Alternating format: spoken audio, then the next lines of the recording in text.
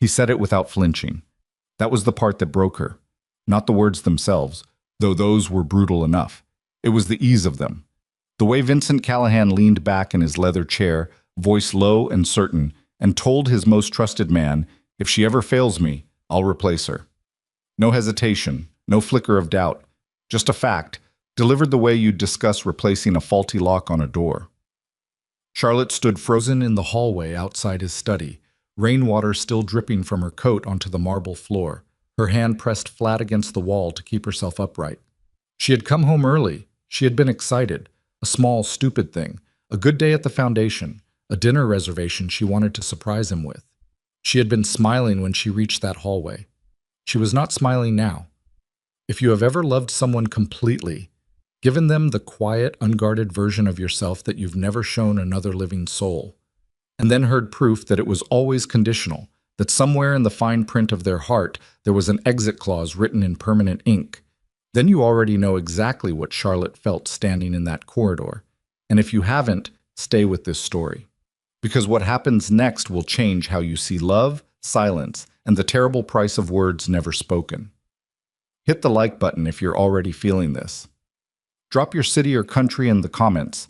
I want to see how far this story has traveled. And if you're new here, subscribe and stay until the end. I promise you, this one doesn't go where you think it does. Charlotte Whitmore had not planned to fall in love with a man like Vincent Callahan. She had planned, very sensibly, to do her job. She'd been hired 3 years ago to manage the philanthropic arm of the Callahan Family Foundation, a position that required discretion, intelligence, and a particular talent for making powerful men look generous. She was good at it. She was good at most things she put her mind to, which was the reason she'd been recruited in the first place, and she'd walked into that first meeting with Vincent expecting to find exactly what the rumors described. A cold, calculating man who wrote checks as a form of reputation laundering and expected to be thanked for it. What she found was a man who had read every file in her portfolio before she arrived, who asked specific questions, not about her credentials but about her decisions. Why had she redirected funding away from the Downtown Arts Center? What had made her choose the literacy initiative over the veterans' housing proposal? He'd leaned forward with his elbows on the desk and listened to her answers without interrupting, which almost no one ever did. And by the end of the first hour, Charlotte had understood two things simultaneously. This man was far more dangerous than the rumors suggested, and she was already in trouble. She'd kept it professional for 4 months. She was proud of that. Then one Tuesday evening, working late in the foundation's uptown office, she'd found a container of her favorite pastries on her desk with no note. Just the pastries wrapped in the paper from the bakery 3 blocks from his estate, a place she'd mentioned exactly once in passing, 6 weeks earlier. She'd stood there looking at them for a long time before she ate one. It tasted like a question she didn't know how to answer. When she asked him about it the next morning, he hadn't smiled or made it into a moment. He'd just said, "You work through dinner on Tuesdays, that's not sustainable," and turned back to the quarterly report on his desk. As if feeding her was simply a logistical problem he'd identified and solved. That was how it started. Not with candlelight or grand gestures, but with a man who paid attention in ways she'd never experienced. Quietly, practically, without making a performance of it. He remembered that she took her coffee with a single sugar and would rather walk 12 blocks in good shoes than take a car through midtown traffic. He remembered that she disliked being touched unexpectedly, and so he never was unexpected about it.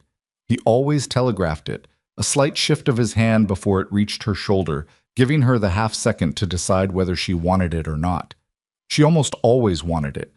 By the time she understood that she was in love with him, she was already living in his estate. By the time she understood that he was in love with her, she had already stopped being afraid of what that meant. Vincent Callahan loved her the way he did everything, with complete attention and zero ornamentation. He didn't say it often, but when he did, it landed. He left the porch light on when she worked late.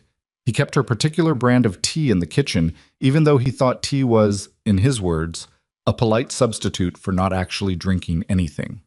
He kissed her forehead in the morning before he went downstairs, and sometimes she would lie there afterward in the warm dark and think, "I didn't know it was supposed to feel like this."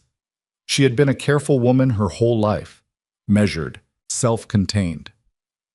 She'd grown up watching her mother love men who didn't deserve it and had made a private, ironclad decision not to repeat that pattern. She'd built walls with excellent architecture. And then Vincent Callahan had come along and not broken them down. He'd simply waited outside them, patient and steady, until she'd opened the door herself. That was the thing about trust, she would later think. The more completely you give it, the more completely it can destroy you. The evening it happened had been ordinary in every way that mattered. It was the third week of November, a Tuesday, and the city had been under a slow, humorless rain since morning. Charlotte had spent the day at the foundation offices reviewing grant applications for the spring cycle. Real work, the kind she actually loved, surrounded by folders and her own handwritten notes and 3 empty coffee cups she kept meaning to throw away. She'd lost track of time. That was how she knew it had been a good day, when she looked up and the windows were dark and she hadn't noticed. She caught a cab back to the estate a little after 7, already composing the dinner reservation request in her head. There was a small French place in the West Village she'd been meaning to try. She'd read about it twice and mentioned it once, and Vincent had said, "Make the reservation, I'll be there," because that was how he responded to things she wanted, with simple, direct confirmation, no fanfare. She'd been too busy to book it. Tonight felt right. She paid the cab, walked up the front path in the rain without an umbrella because she hadn't thought to bring one, and let herself in through the side entrance that opened closest to the kitchen, shaking water from her coat. The house was quieter than usual. Margaret, who kept the household running with the efficiency of a military operation, had already gone for the evening. The kitchen light was on, but the main rooms were dim. Charlotte was heading toward the stairs when she heard voices from Vincent's study. The door was not fully closed. It never was, when Lucas was there. Vincent had a particular dislike of conducting business in rooms that felt sealed off, something she'd noticed early on and filed away as one of the small, telling details about him. Lucas Hale had been Vincent's consigliere for 11 years. He was a lean, quiet man with careful eyes, and the kind of stillness that made other people nervous. Charlotte had always found him polite. She'd never been entirely sure he found her anything. She slowed without consciously deciding to. There was something in the register of their voices, low, certain, the specific cadence of men talking about something that mattered, that made her feet go quiet on the marble. She heard Vincent say, "She's been inconsistent. The numbers from the last 2 quarters don't support what she's been telling us." Lucas, "You want to give her more time?" A pause.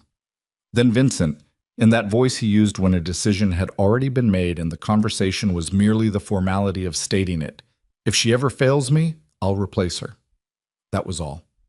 Charlotte stood in the hallway with her wet coat dripping on the marble and the dinner reservation half formed in her mind and her whole chest hollowed out in an instant, clean as a knife. If she ever fails me, I'll replace her. She didn't breathe. She didn't move. She stood there for what was probably 10 seconds but felt like the length of a much longer life. And then she turned and walked quietly toward the stairs, and she did not let herself think anything at all until she reached the bedroom and closed the door behind her.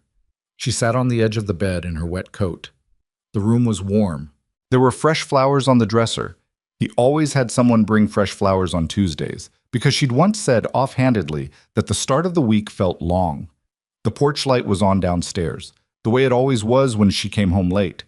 His jacket was folded over the back of the chair in the corner, the particular careless way he left it, and his reading glasses were on the nightstand, and the whole room was full of him in the quiet, accumulated way that 3 years of shared life fills a space. And she sat in the middle of all of it and thought, of course, not outrage, not hot fury, something much colder and much more precise. Of course there were conditions. There are always conditions. She'd known this about powerful men. She'd grown up knowing it. She had watched her mother discover it, again and again, with different men who all had the same fine print. And she had told herself, she had believed, that Vincent was different. Not because he was perfect. She'd never needed him to be perfect. But because in 3 years she had never once felt like a contingency. She felt like one now.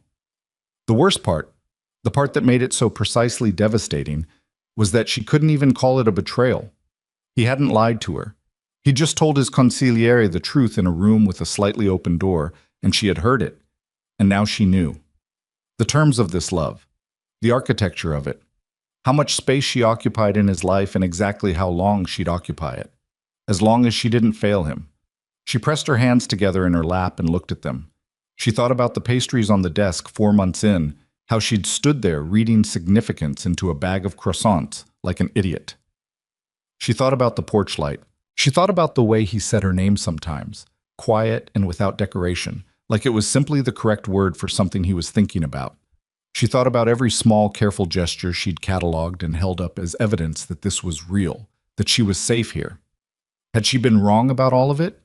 She didn't know. That was the unbearable part. She genuinely didn't know, and she couldn't ask him. How do you ask a man whether you're disposable without confirming that you already suspected it?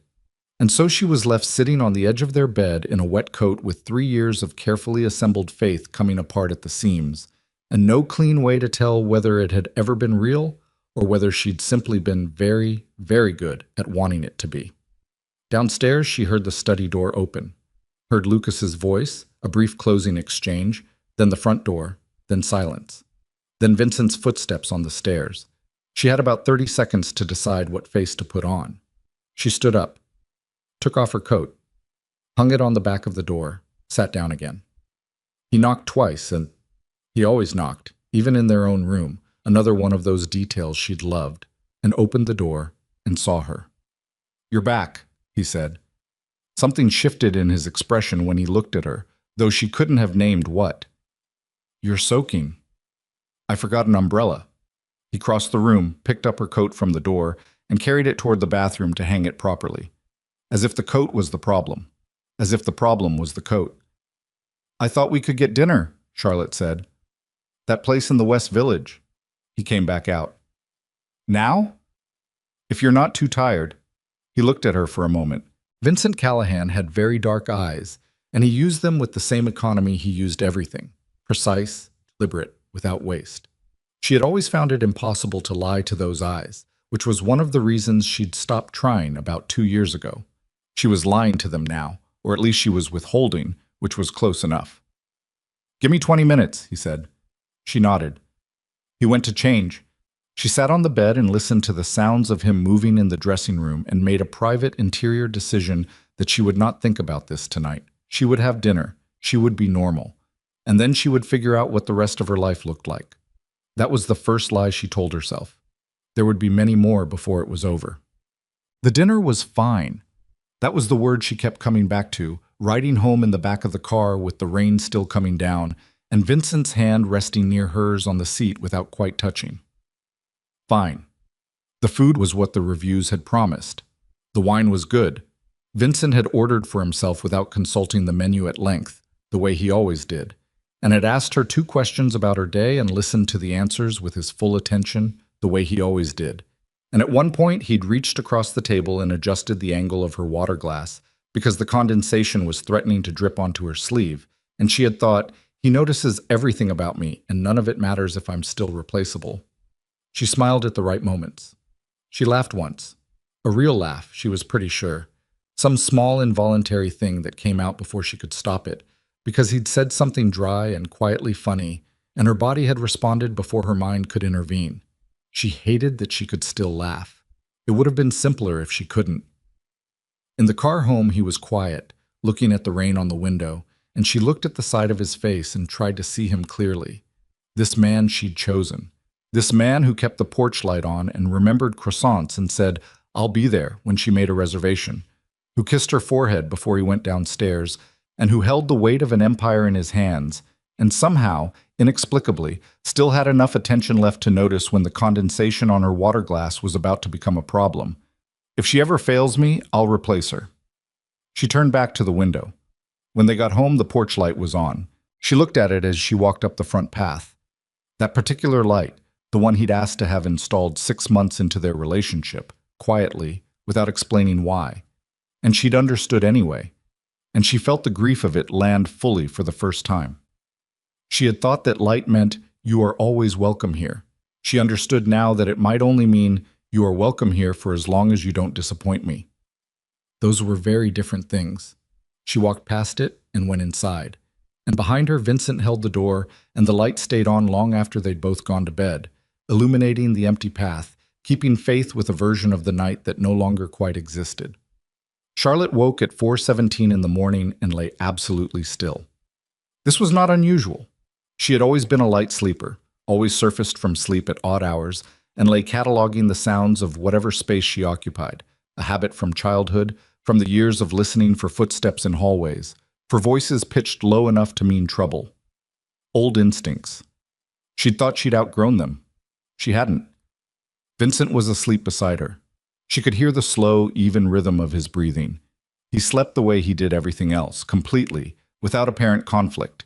And she lay next to him in the dark and stared at the ceiling and felt the previous evening's revelation sitting on her chest like something with weight. Physical. Unmovable. If she ever fails me, I'll replace her. She'd managed to get through dinner. She'd managed to get through the car ride home, the coming inside, the ordinary rituals of getting ready for bed. She'd even managed to fall asleep eventually, which surprised her. Her body, apparently, had not received the message that everything was different now. She turned her head and looked at him. In sleep, Vincent Callahan lost approximately nothing of himself. Some people looked diminished in sleep, softer, less, like the version of them that existed in the world required a kind of maintenance they couldn't sustain unconscious. Not Vincent. He lay with one arm bent beneath the pillow and his face turned slightly away from her, and he looked exactly like who he was, a man with the full weight of his own nature settled into him, not performing anything. She had loved that about him, the absence of performance.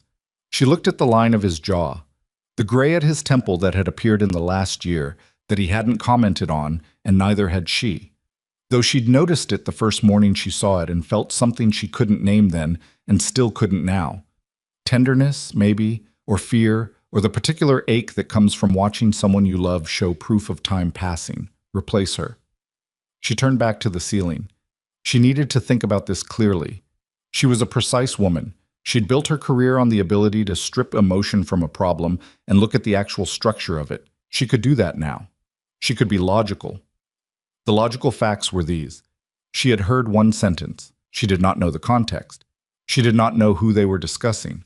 She had not stayed long enough to hear anything else, because her legs had stopped working and her brain had done that thing it sometimes did under extreme stress, where it locked down all non-essential functions and focused entirely on survival, which in this case meant moving away from the sound before it could say anything worse. So, she was operating on incomplete information. Also logical, Vincent had given her 3 years of consistent, specific behavior that pointed in a direction exactly opposite to disposability. The croissants, the porch light, the water glass, the way he always knocked before entering a room she was in. The particular quality of his attention, which was not the attention of a man maintaining an asset, she knew that kind. She had watched her mother receive that attention and had learned to identify it young. So, the evidence was contradictory. The problem, and here was where logic stopped being clean, was that none of the contradictory evidence changed what she'd heard. Because he'd said it. Those specific words, in that specific order, in his own voice, with that specific certainty. And she could construct all the alternative context she wanted, but she couldn't unhear it, and she couldn't ask him, and so she was left with a wound and no clean way to dress it. She was still staring at the ceiling at 5:40 when his alarm went off. Vincent silenced it with one practiced motion and lay still for a moment, the way he always did. Gathering himself, she'd always thought, running through the day's architecture before he committed to consciousness. Then he turned onto his back, and she felt him look at her. "You're awake," he said. "I woke up a while ago." "Couldn't sleep?" "Just one of those nights." He looked at her a moment longer. She kept her eyes on the ceiling, which was not unusual enough to be a tell. She often lay like this in the mornings, thinking about the day. He accepted it.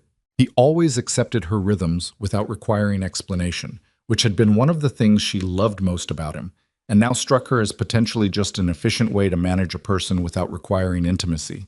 She hated the thought the moment she had it. She hated even more that she couldn't make it go away. Vincent got up. He went through the morning routine. Shower, the deliberate sounds of a man moving through a space he knew completely by feel, and came back dressed and crossed to her side of the bed and did what he always did. Put his hand briefly at her temple, fingers barely touching her hair, and pressed his mouth to her forehead. She closed her eyes. The kiss lasted 3 seconds. His hand was warm. He smelled like the soap he'd used for as long as she'd known him. Something plain, unscented, which she'd teased him about once, very early, saying that for a man with his resources, he could afford to smell like something other than function, and he'd looked at her with that flat, almost amused expression and said, "I smell like someone who showers. That's enough." He pulled back. "I'll be home by 7, he said. "Okay." He looked at her once more, that deliberate look, and then he left. She heard his footsteps on the stairs, steady and unhurried, and then the particular sound of the front door, and then nothing. She lay in the room alone and breathed in the smell of his soap still hanging in the air and thought, how many more mornings do I have left here? It was the first time she'd framed it that way.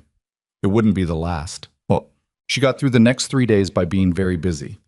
This was not difficult. The spring grant cycle created genuine work, applications to evaluate, site visits to schedule, 3 conference calls with partner organizations, and a board presentation she'd been preparing for 6 weeks that needed its final revisions.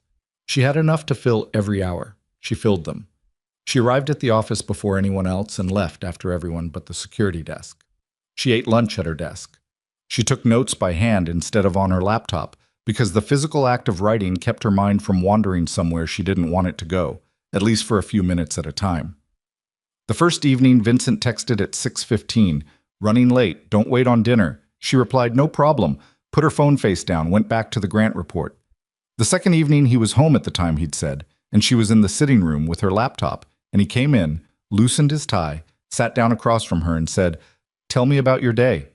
It was such an ordinary request, such a specifically him request, not "how was your day," which was a formality, but "tell me about it," which was an instruction to actually talk to him. She had always found it quietly charming, the directness of it. She found it unbearable now. She told him about the grant applications. She kept it factual, low temperature, the kind of report she'd give to a board member. He asked 2 follow-up questions. She answered them. They had dinner. Margaret had left something in the oven, and she kept her attention on her plate and the conversation that existed at the level of the surface. And when he looked at her with that particular focused look of his, she looked away, toward the window, toward her glass, anywhere but at the precise, searching quality of his eyes. She slept poorly again, both nights. The third day, her assistant Nora stopped in the doorway of her office at 3:30 and said, "Are you okay?" Charlotte looked up. "I'm fine." Nora was 26 and possessed the particular fearlessness of someone who hadn't yet been properly humiliated by the world. She did not move from the doorway. "You've had the same grant file open since 9 o'clock this morning, and I don't think you've scrolled down once." Charlotte looked at the screen. Nora was right. "I'm working through something," Charlotte said. "Do you want to talk about it?" "No." Then, because that was too sharp. "Thank you, I just need to focus." Nora left. Charlotte looked at the grant file. She thought about Charlotte Whitmore at 26, sharper in some ways, softer in others, with a very clear idea of how she would conduct her life and absolutely no idea what any of it would actually feel like. She closed the file, opened it again, read the same paragraph 4 times. "If she ever fails me." She pressed her fingers against her eyes. The problem was that she couldn't locate the specific failure. She'd been turning it over for 3 days and she couldn't find it. The things she'd done, or not done, that had moved her from certainty into contingency. Had she missed something, been too focused on the foundation, not focused enough on him? She ran through the past month with the precision of someone auditing accounts, looking for the transaction that didn't balance, and found nothing conclusive. Which meant either she hadn't failed yet, and the words were perspective, a policy statement rather than a judgment, or she'd failed in ways she couldn't see, which was somehow worse. She was so tired. Vincent noticed on the 4th day. She knew he would. He was observant in the specific way of someone who had survived long enough to understand that survival depended on reading rooms accurately. He'd had that quality when she met him, the total, unsentimental attention to detail, and it had only sharpened in the years since. He noticed things other people missed. He noticed things she missed, sometimes, about herself. They were in the kitchen on Thursday morning. She'd come down early, couldn't sleep again, and he was standing at the counter with his coffee, and she was at the table with hers, and it should have been easy. They'd had 1,000 Thursday mornings in this kitchen. She knew the exact quality of the light at 7 a.m. when the clouds were low, knew the particular sound the old radiator made in November, knew how he stood at the counter, weight on the left, coffee in the right hand, whatever papers needed his attention in the left. And all of it was so familiar it should have been comfortable, and instead it felt like standing in a room she was about to lose. He put his papers down. "Charlotte." She looked up. He was watching her with that focused expression, the one she'd never successfully lied to. "Something's wrong." It was not a question. "I'm tired," she said. I haven't been sleeping well." "That's not what I'm talking about." She held his gaze for 3 seconds, long enough to be honest, not long enough to be accountable, and then she looked at her coffee. "I have a lot going on with the foundation. The board presentation is Monday, and I'm Charlotte." Just her name, the way he said it when he needed her to stop performing. She looked up again. I was still watching her, and there was something in his face that she wasn't equipped to process right now. Concern, maybe. Or the specific tension of a man who knows something is happening and is exercising enormous restraint not to reach in and fix it immediately. That was Vincent. He had an instinct for control that was essentially metabolic, and choosing not to exercise it cost him something, and she could see that it was costing him now. "I'm fine," she said. "I just need to get through this presentation." He held her gaze for a moment longer. She waited for him to push. This was usually where he pushed, where the directness that she'd always found both frightening and deeply comforting would come forward and demand honesty. He picked up his coffee. "Tell me how it goes Monday," he said, and he went back to his papers. She looked at the back of his head and felt the strangest grief, not because he'd pushed, but because he hadn't. Because he'd seen that she needed space and had given it to her without requiring explanation, which was precisely the kind of thing she'd have listed 3 weeks ago as evidence of how well he knew her. Now it just felt like distance, like she was already disappearing and he was letting her go. She got up and rinsed her mug and left the kitchen, and neither of them said anything else about it. By the second week, she had stopped waiting for him at the front door. This was a small thing. She knew it was a small thing, and she couldn't stop herself. She'd had a habit, not a plan, just something that had evolved naturally over the course of their first year together, of being somewhere on the ground floor when he came home. Not waiting, exactly. Not positioned at the door with her hands folded like something from another century.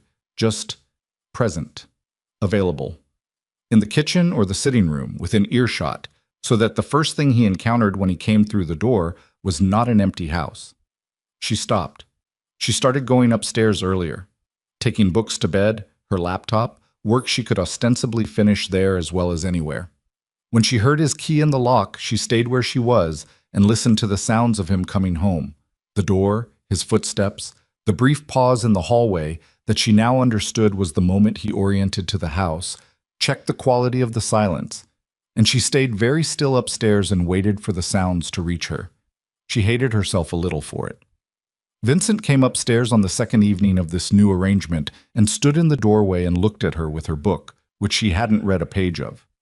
"You didn't come down," he said. "I got comfortable." He came in, sat on the edge of the bed. He was still in his suit, hadn't yet changed, which meant he'd come straight up. "You've been going to bed earlier." "I'm trying to fix my sleep." He looked at the book in her hands. She was holding it at an angle that would have made it physically impossible to read in the current light. He looked at the lamp, which she hadn't turned on. She turned it on. "Charlotte," he said, "talk to me." "There's nothing to talk about. You're lying to me." The bluntness of it landed like a flat hand. She felt her chin lift, a reflex defensiveness, the physical posture of a woman who was not going to be maneuvered into a confession she hadn't decided to make. "I'm not lying," she said. "I'm tired. I told you that." "You're not tired. You're somewhere else." He leaned forward, elbows on his knees. "You have been for a week and a half. I want to know where." "Vincent, don't manage me." Quiet. Absolutely quiet, but with a current under it.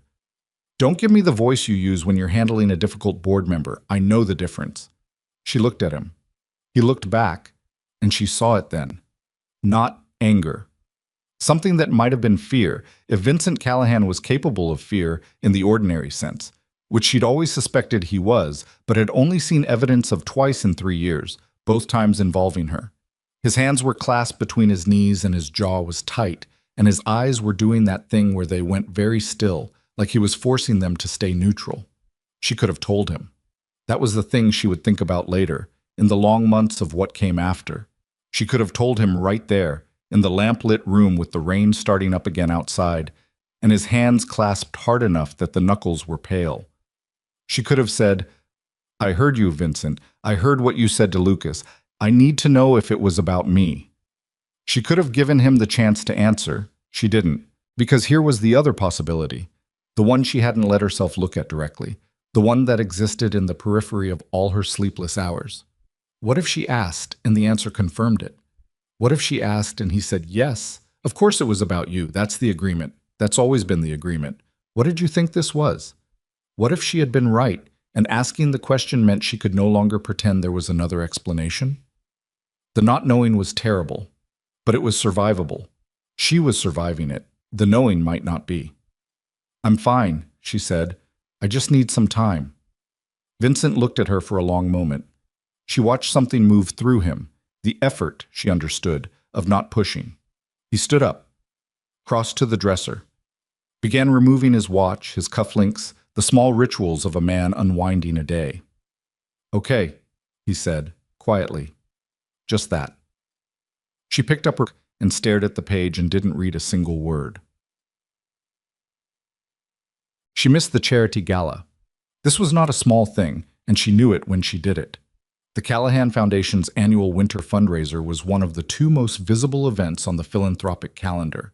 Not just her professional responsibility, but the event she'd redesigned from the ground up in her first year, which had been a disaster of overlapping speech-making and cold salmon before she arrived and had since become something people actually wanted to attend. She'd been planning this year's iteration for 4 months. She called in sick. 24 hours before, citing a migraine, speaking to the Foundation's events coordinator rather than to Vincent directly, because if she heard his voice, she was going to either cry or confess or both, and she was not prepared to do either. She spent the evening in the sitting room of her old apartment. She'd kept it, technically, though she'd been at the estate full-time for over 2 years and used it only as a workspace occasionally. Eating takeout she didn't taste, and sitting in the particular silence of a space that was hers alone. No history here, no shared rituals, no porch light, just her own walls and her own quiet. She'd forgotten how strange it was, being the only person in a space. She'd forgotten how it felt before him. Her phone lit up at 7:45, Vincent. She looked at it for 4 rings and let it go to voicemail. He didn't leave one. He texted 10 minutes later. "Are you all right?" She wrote back, "Migraine resting, don't worry." He sent, "Do you need anything?" She looked at the question. She put the phone face down on the cushion beside her. She did not go back to the estate that night. She told herself it was because the migraine, the fictional migraine, made driving unwise and that she'd be better off here. She put herself to bed on the narrow mattress in the second bedroom and lay in the dark and thought about the gala happening across the city without her, and Vincent moving through it alone, and what story he was telling people about where she was. She thought about what story she was telling herself about why she was here. The ceiling of her old apartment was lower than the one at the estate. The radiator clicked and knocked. She lay there and listened to it and tried to remember if she'd been happy in this apartment before Vincent, and couldn't decide if the happiness she remembered had been real or just the retrospective comfort of places where nothing has yet gone wrong. At 2 in the morning, her phone lit up again. She didn't look. In the morning, there were 3 texts, 2 from Vincent, the last one sent at 11:14 p.m., reading simply, "I'll leave the light on," and one from Lucas Hale, which she'd never received before, which read, "Charlotte, he's worried. If you're well enough, please reach out to him." She stared at that one for a long time. Lucas Hale, who had been in the study, who had heard Vincent say the words, who was now texting her on Vincent's behalf, without knowing what she knew, without any awareness that the concern he was relaying was precisely the thing that had driven her to this narrow bed in this silent apartment. She didn't reply to any of them. She got up, made coffee in a machine that ground beans poorly, and produced something that tasted like ambition without follow-through. Stood at the window, looking at the street below, the early November morning coming in gray and cold, people already moving through it with their coats pulled close. She thought, "I have to go back." She thought, "Can't go back." She thought, "This is what it looks like when a life starts to close." She went back that afternoon. Not because she'd resolved anything, she hadn't, but because avoiding the estate was starting to feel like a decision she hadn't consciously made. And she'd always believed that the worst choices were the ones you made by not making them. She packed her overnight bag, locked the apartment, called a car. Vincent was not home when she arrived. The house was in Margaret's capable hands, and Margaret greeted her with the specific neutrality of a woman who had been in service long enough to have seen many things and learned to look directly through all of them. She asked if Charlotte wanted anything. Charlotte said no. She went upstairs. She stood in the middle of the bedroom. His reading glasses were on the nightstand. His jacket was over the chair. The flowers on the dresser were fresh, newer than the ones that had been there before her night away, which meant someone had replaced them while she was gone. A Tuesday morning delivery, even though she hadn't been here. He'd kept the routine even when she was absent. She sat on the bed and looked at the flowers. White roses this week. She didn't have a preference for any particular flower, had never told him one, and so he rotated through whatever was seasonal and available, which she had always considered more thoughtful than if he'd simply chosen a favorite and stuck with it, because it meant he was thinking about it each time, freshly, rather than following a set instruction. She reached out and touched one of the petals. If she ever fails me. She pulled her hand back. When Vincent came home at 6:30 and found her in the sitting room with her laptop, he stopped in the doorway and looked at her with a relief so controlled it was almost invisible, and said, "You're here." "I'm here," she said. He crossed the room and sat across from her and didn't say anything else immediately, and she kept her eyes on her screen. And the silence between them was a third person in the room, solid and badly dressed, waiting to see who was going to acknowledge it first. Neither of them did. He asked about her head. She said it was better. He said good. She asked about the gala. He said it went fine, which was Vincent's way of saying it went adequately in her absence, and he had no intention of saying so more specifically than that. She said that was good. He said Maria Chen had asked after her. The conversation continued at that altitude, manageable, correct, covering the necessary distance without touching anything real. And through dinner and after, until they went to bed and lay in the dark on opposite sides of a mattress that had once felt inadequate for how much of each other they'd occupied, and now felt almost generously large. She stared at the ceiling. He was awake. She knew the specific quality of his waking silence versus his sleeping silence. She'd had 3 years to learn the difference. And he was awake, lying in the dark with whatever was happening in his head, not reaching for her, not demanding, just present and waiting, and probably more frightened than he'd ever let her see. She thought, I should tell him. She thought, I can't tell him. She thought, if I tell him and it was about me, I lose everything in this room. She thought, if I don't tell him, I lose it anyway, just more slowly. She closed her eyes. She was 12 days out from the hallway, and she was no closer to knowing whether she was dismantling the most real thing that had ever happened to her or finally seeing it clearly. And the difference between those two possibilities was the entire rest of her life arranged on one side of a scale or the other, with no way to weigh it. She slept eventually, badly. An hour before dawn, she surfaced from a dream she couldn't remember but whose emotion clung to her. Loss, she thought, or the anticipation of it, which was in some ways worse, and lay in the gray pre-morning light and made the first decision she'd made clearly in almost 2 weeks. She was going to leave. Not today. Not this week, maybe. But the architecture of her exit had begun forming in the back of her mind the way things do when you've been thinking around something for long enough. The specific clarity of a conclusion that has already been reached, just not yet admitted to. She could not stay in this house not knowing. She could not keep performing ordinary life in the shadow of those words. She could not stand next to the porch light every evening and wonder whether she was still earning it or just running down the clock on its mercy. She was going to leave before she became the kind of woman who stayed out of fear of losing. She had watched that woman before. She knew how it ended. She lay very still in the early morning beside the sleeping man she loved and began, in the private architecture of her own mind, to plan the shape of her disappearance. She gave herself 1 week. That was the agreement she made with herself in the gray pre-dawn of that November morning, lying beside a man she still loved with a completeness that felt, under the circumstances, like a personal failing. 1 week to arrange the practical architecture of leaving. 1 week to do it quietly, without spectacle, without giving him the opportunity to talk her out of something she hadn't fully talked herself into yet. She was methodical about it. This was perhaps the most Charlotte Whitmore thing about the entire situation. that even in the middle of the worst heartbreak of her adult life, she made lists, mental ones, organized by category. Financial. She had her own accounts, had always kept them, not out of distrust, but out of the particular self-sufficiency of a woman who'd learned young that dependency was a form of exposure. She had enough. She could land. Professional, she would need to address the foundation, which was the complicated part. She'd built that organization into something that mattered, and walking away from it felt like a different kind of loss, adjacent to the main one, but with its own specific grief.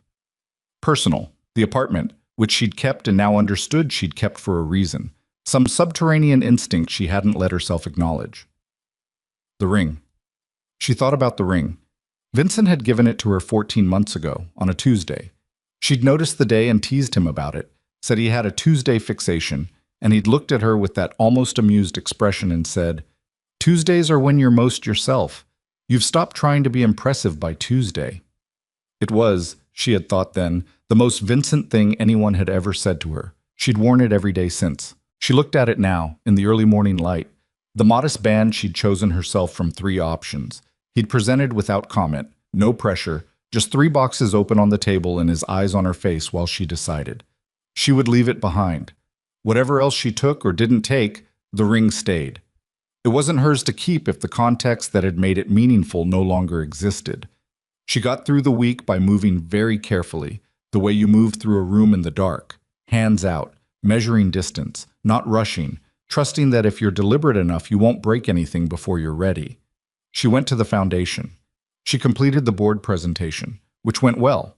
She was professional to the last, always. It was one of her less charming qualities, and shook hands and accepted compliments and then went back to her office and sat very still for 7 minutes before she could start dismantling what needed to be dismantled.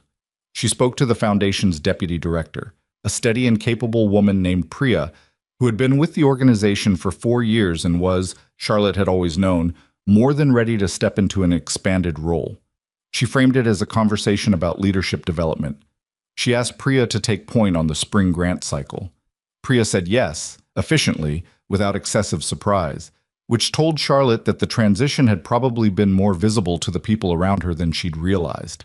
She called her lawyer on a Wednesday afternoon from a coffee shop 3 blocks from the office, not from the estate, not from anywhere Vincent's people might incidentally overhear. Standard consultation, she told herself. Just making sure she understood her position, just being practical. She was a practical woman. At home, she was careful to keep the temperature exactly steady. This was harder than the professional dismantling because it required performing a version of herself that she was in the process of evacuating. She came downstairs in the mornings. She drank her coffee at the kitchen table. She asked about his meetings and answered questions about hers, and twice she made herself sit close enough on the sitting room couch that their shoulders touched, because she understood that if she let the physical distance widen too fast, he would notice and push, and she was not ready for the push yet. She needed 3 more days. She counted them. The suitcase was the decision point. She'd thought about this. The symbolism of it, taking 1 bag, leaving the rest, was intentional, not dramatic. She was not trying to make a statement. She was trying to make a distinction between the life she'd built here, which she was relinquishing, and the self she'd had before it, which she was reclaiming. 1 bag was what she'd arrived with, more or less. 1 bag was the amount of herself she could carry forward. She waited until a Thursday. Vincent had a late meeting. She knew his schedule the way she knew his breathing, involuntarily, completely. A meeting that would keep him across the city until 9 or 10, with Lucas and 2 other men whose names she knew but whose faces she'd made a point of not learning. She'd suggested it herself 3 days ago when he mentioned the meeting was being rescheduled. "Thursday works," she'd said. "I have foundation things in the evening anyway." He'd looked at her with the particular focused attention she'd come to dread and then said, "Thursday it is." She'd felt sick doing it. She did it anyway. She packed with the specific efficiency of someone who has thought about this moment more carefully than she'd like to admit. Clothing, practical, seasonally appropriate, enough for 2 weeks without being so much that it announced permanence. Her laptop. The folder of personal documents she kept in the top drawer of her own desk in the small room she used as a study. Passport, financial records, the few photographs she had in print rather than stored on a phone. The book she was currently reading, which she almost left behind on principle and then took anyway because she was leaving enough things. She did not take the cashmere throw he'd bought her because she'd once mentioned being cold in the sitting room. She did not take the silk robe on the back of the bathroom door. She did not take the second phone charger that lived on her nightstand, which he'd bought because she kept forgetting hers at the office. She did not take any of the jewelry he'd given her, which filled approximately 2 drawers and represented a recurring theme of his. That he expressed things in objects when words felt insufficient, which she'd always understood even when she pretended she didn't. She went to his study last. She'd written the letter 4 days ago, on paper, by hand, which felt important. Not a text, not an email, nothing that could be forwarded or screenshotted or minimized to a notification. Paper, which you had to pick up and hold, which transferred something of the person who wrote it. She'd written 4 drafts. The final one was 2 pages, which felt like too much and also like not enough. She put it on his desk, centered. She put the ring on top of it because she couldn't figure out another way to make the letter's meaning immediately and completely clear without requiring him to read it first. She thought about that, the order of understanding, and decided it was kinder this way. Better that he know before he reads so he can prepare whatever he needs to prepare. She stood in his study for a moment. The room smelled like him, leather, and the particular paper smell of old books, the faint trace of the coffee he drank at his desk, the absence of any cologne because Vincent Callahan did not wear cologne. She had always loved this room. She had sat in the chair across from his desk 100 times, doing her own work, comfortable in the shared silence of 2 people who didn't need to fill space with noise.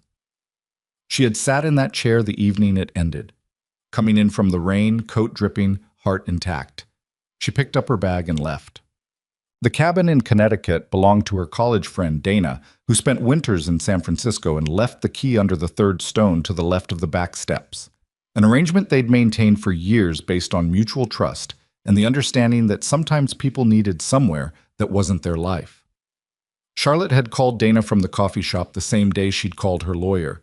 Dana had said, without asking for the full story, "The key's where it always is. There's firewood on the porch. I'll tell the caretaker you're coming." Then after a pause, "Are you okay?" And Charlotte had said, "I will be," which was honest without being a lie, which was the best she could manage. The drive from the city was 2 hours and 40 minutes. She drove herself, had arranged the car rental from her phone that morning, had not told anyone where she was going except Dana.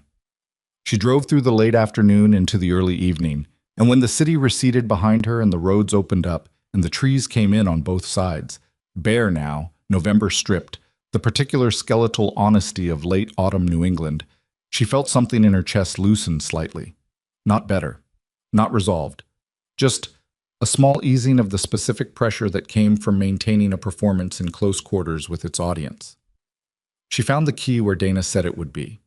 The cabin was cold, had been closed up for a week, and she moved through it turning on heat and lights, a practical circuit of the space, before she sat down at the kitchen table and allowed herself to stop moving.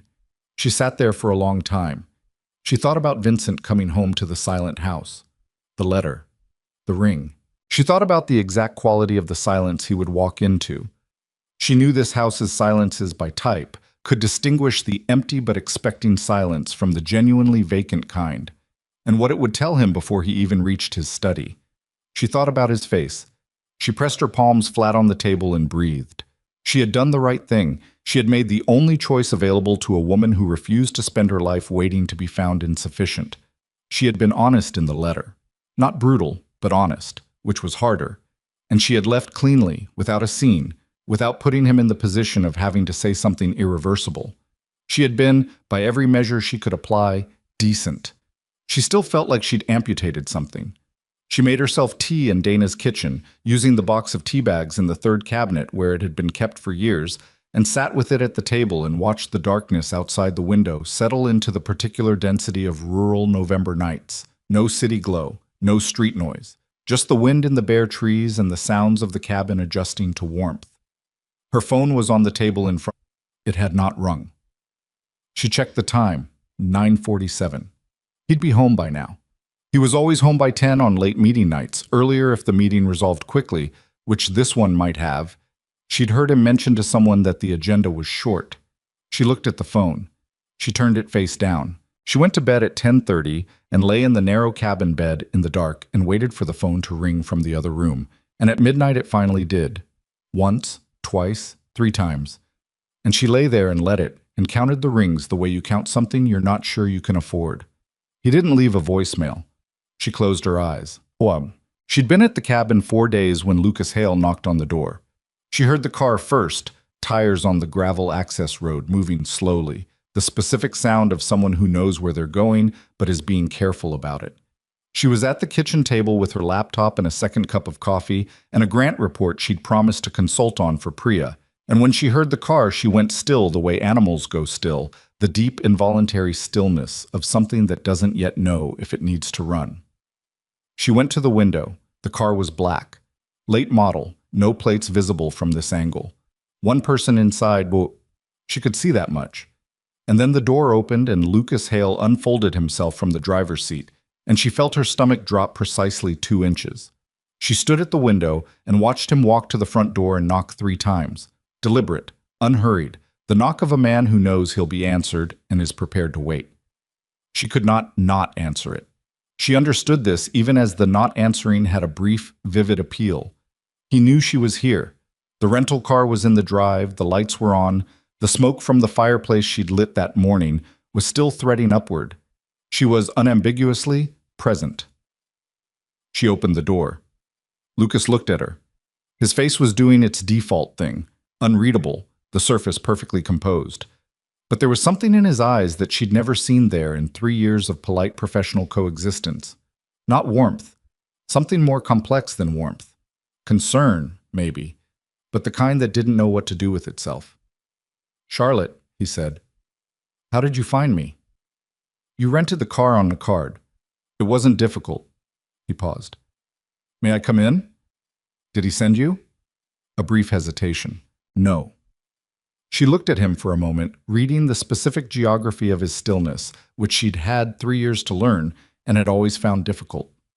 Lucas Hale was the least legible person she'd ever been around with regularity, which was presumably one of the reasons he'd survived 11 years as Vincent Callahan's consigliere. She stepped back and let him in. He came inside, looked around the cabin with the brief, cataloging glance of a man assessing spaces automatically, not suspiciously, just habit, the way her father used to check exits when he entered a room, old military reflex. He sat down at the kitchen table without being invited, because Lucas Hale operated from a baseline of authority that didn't require invitation, and she sat across from him and wrapped both hands around her coffee mug. "He doesn't know you're here," Lucas said. "You said." "He's been—" He paused, choosing the word with the care of someone who rarely spoke imprecisely. "Unwell, since Tuesday." "Unwell." "He hasn't taken a meeting since he found your letter. He's canceled 3 things that don't get canceled. He's not—" Another pause. "He's not himself." She looked at her coffee. "Lucas," she said, "I'm not going back because he's having a hard week." "I know that." He said it without impatience, which surprised her. "I'm not here to bring you back." "Then why are you here?" He put both hands flat on the table, an unusual gesture for him, something almost deliberate about the openness of it, palms down like he was establishing ground. He looked at her directly. "Because you heard something," he said. The air in the room changed. She felt it first in her hands, a sudden chill, then heat, the body's response to shock or the anticipation of it. She kept her face still. She was very good at keeping her face still. "Excuse me?" "The night of the rain, 3 weeks ago." His voice was even, factual, the register he used for presenting information that had been verified. "You came home early. You were in the hallway outside the study. You heard part of a conversation." She said nothing. "I know you heard it," he said. "I knew it that night. I saw your coat on the hallway floor when I left. Wet, where you'd been standing. The marble.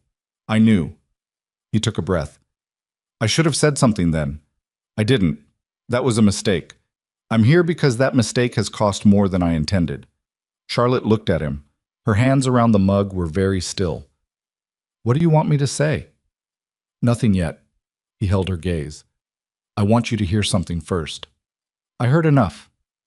"You heard 1 sentence," Lucas said, "out of a conversation that lasted 40 minutes. And the sentence you heard—" He stopped, looked at the table, looked back up. It wasn't about you. The cabin was very quiet. The word landed in that quiet like a stone dropped in still water, and Charlotte sat with the ripples of it spreading outward and felt something complex and violent moving through her chest. Not relief, not yet, because she didn't trust it yet, because she had built 3 weeks of anguish on the architecture of those words, and she was not going to let them be dismantled by 2 seconds of a stranger's calm assertion. "Don't," she said. Her voice was low and had an edge she hadn't fully intended. "Charlotte, don't do that. Don't come here and tell me I misunderstood because he sent you to fix it and you need to find a way. He didn't send me." Still even, still factual. "He doesn't know I'm here. He doesn't know what you heard. He has no idea why you left. He's read your letter 100 times and he still doesn't know what he did." She stared at him. "The conversation you heard," Lucas said, "was about Claire Donovan." She didn't say anything. She was appointed director of the Foundation's governance committee in October. We'd been watching her numbers for 2 quarters. She'd been inconsistent, moving money between line items without full board transparency, nothing criminal, but not the standard we hold our people to. We were deciding whether to give her another quarter or move her out. That was what you walked in on. He paused.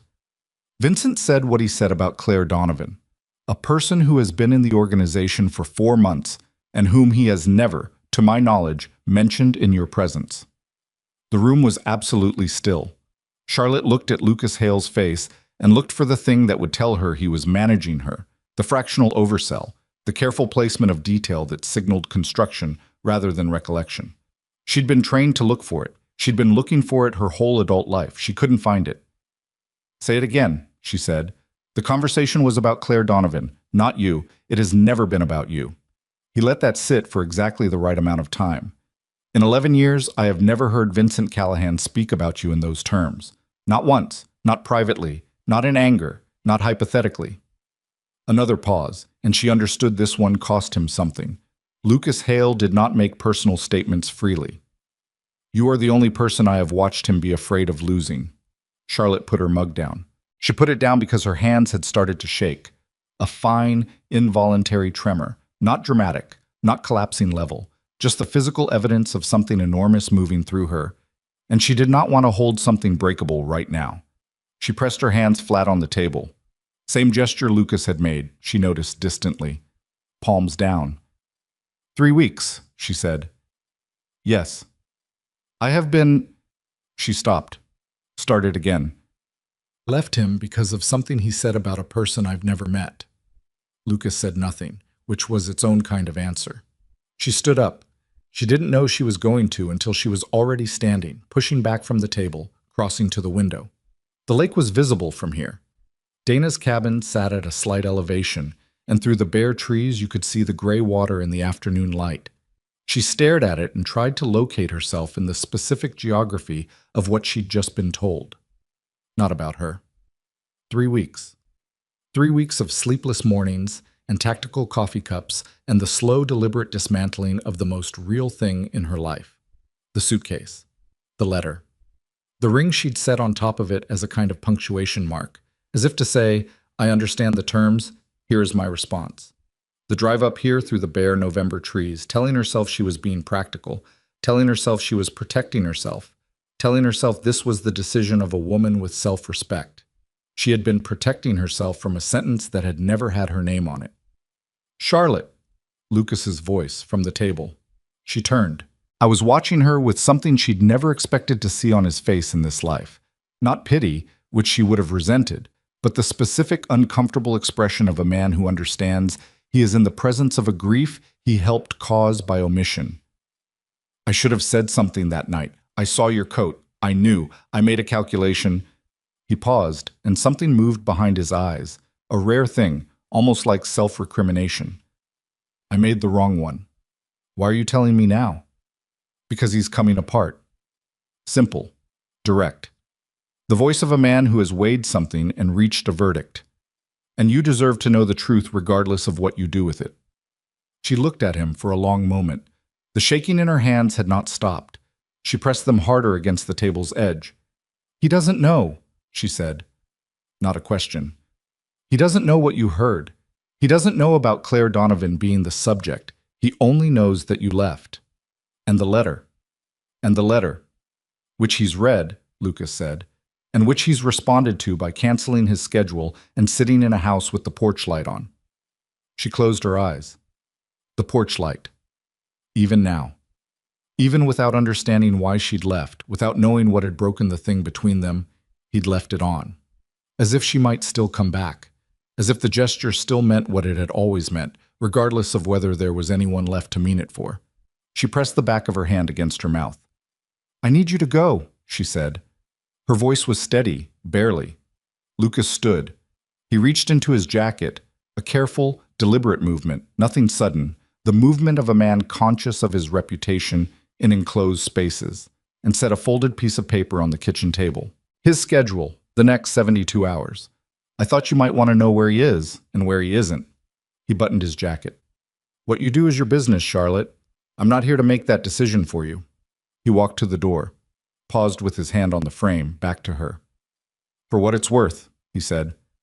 He didn't finish the sentence immediately. Then, "In 11 years. Only you." He left. She listened to the crunch of his tires on the gravel, the engine, the slow, careful departure.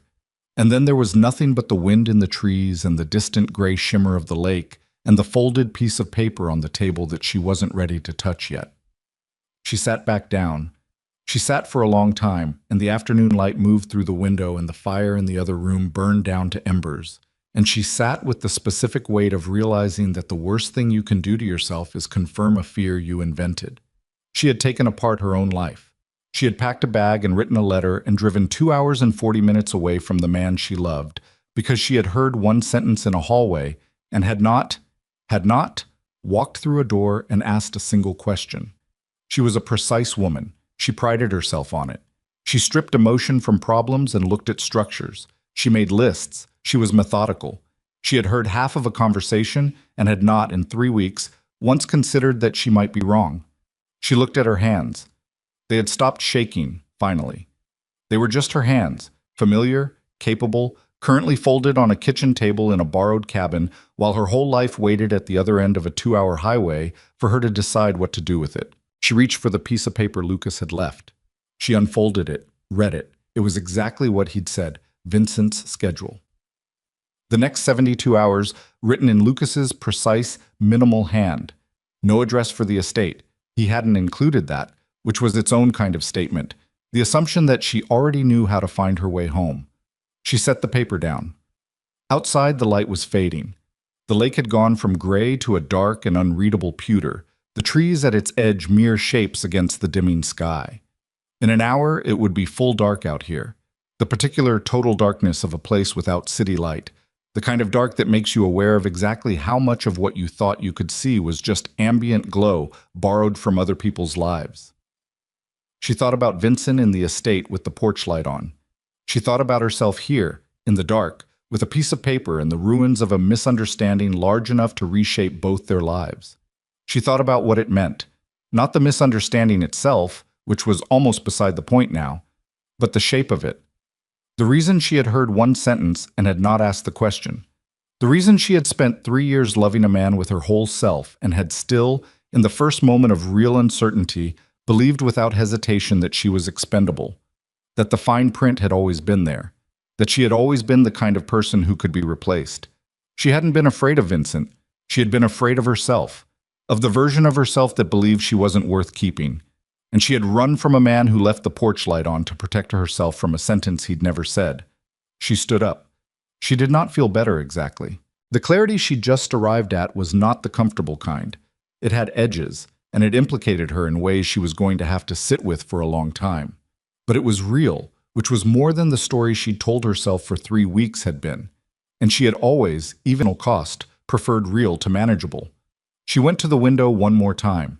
The lake was almost invisible now, just the faintest shimmer where the last of the sky's light was catching the water.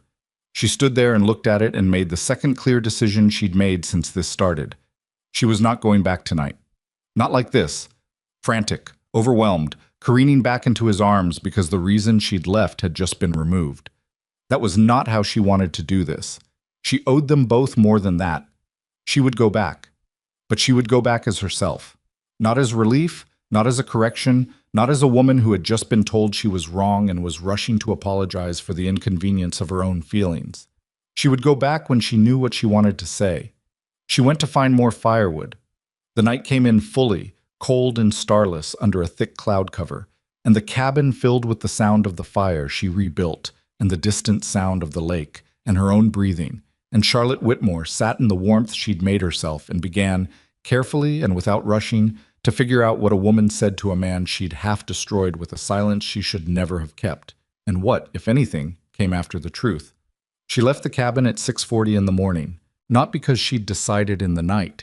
She hadn't slept enough to decide anything in the night, but because she'd woken at 5:15 to the sound of the wind off the lake, hitting the north-facing windows with a sound like an open hand against wood, and she'd lain there in the dark and understood that another day of sitting with the fire and the paper and her own thoughts was going to hollow her out completely.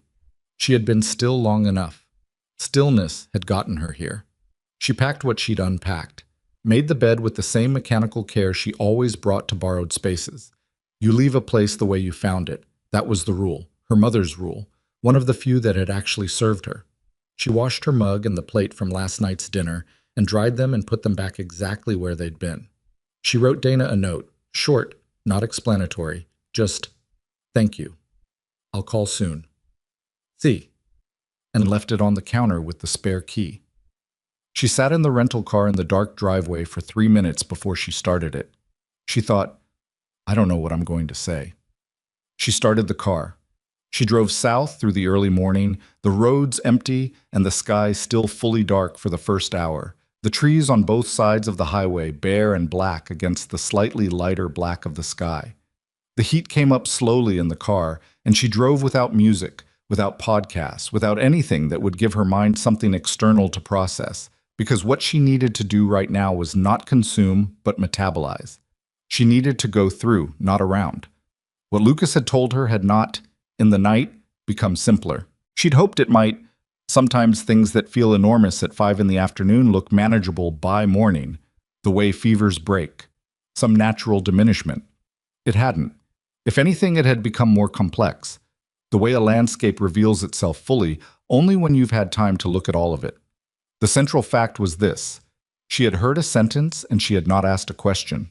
She had not asked because she was afraid. And she was afraid because somewhere beneath the 3 years and the porch light and the forehead kisses and the croissants delivered to a desk, beneath all the specific and careful evidence of being loved by this particular man, there was still a version of Charlotte Whitmore who believed, in the deep, wordless, architectural way that childhood convictions survive everything, that she was not the kind of person someone kept. That was not Vincent's failure. That was hers. Or rather, it was the failure of every man who'd come before him, deposited into her like sediment, layered and compacted over years until it felt like bedrock, until it felt like simply knowing yourself. She'd let old damage interpret new evidence, and the interpretation had been catastrophic. And yet, and this was the part she'd been turning over since midnight, the feeling had been real, the fear had been real. The 3 weeks of watching herself disappear from their shared life had happened in her body, not just her mind, and the grief of it was not fictional just because its premise had been wrong. You could not simply subtract the cause and have the wound disappear. That wasn't how wounds worked. So she had something to account for too. Not just the misunderstanding, but the reason for it. The specific shape of her own fear. If they were going to be honest with each other, and she would not go back for anything less, she was certain of this. Then she was going to have to say out loud the things she had never said to him, the things she'd never said to anyone, which was, I did not fully believe I was safe here, and I don't know yet whether that was about you or about me, but I need to know, and I need you to be honest with me regardless of what the answer costs us. She could feel, even thinking it, how much that sentence was going to cost her. She drove. The sky started to lighten somewhere around the Connecticut-New York border, a reluctant gray November lightning, not the dramatic progression of a clear day, but the gradual realization that it was day rather than night, like the sky deciding it might as well. She crossed into Westchester and the traffic started to thicken, the first commuters, the city asserting itself. She checked the time, 7:52. According to Lucas's schedule, Vincent had a 9 a.m. call with the Foundation's legal team, something about the Donovan situation, the irony of which was not lost on her. And after that, the day was listed as open, which in Vincent's vocabulary meant he'd be at the estate. Working, probably. Or whatever he'd been doing for the past 4 days that Lucas had described, with characteristic understatement, as not himself. She took the exit for the estate. She had not called.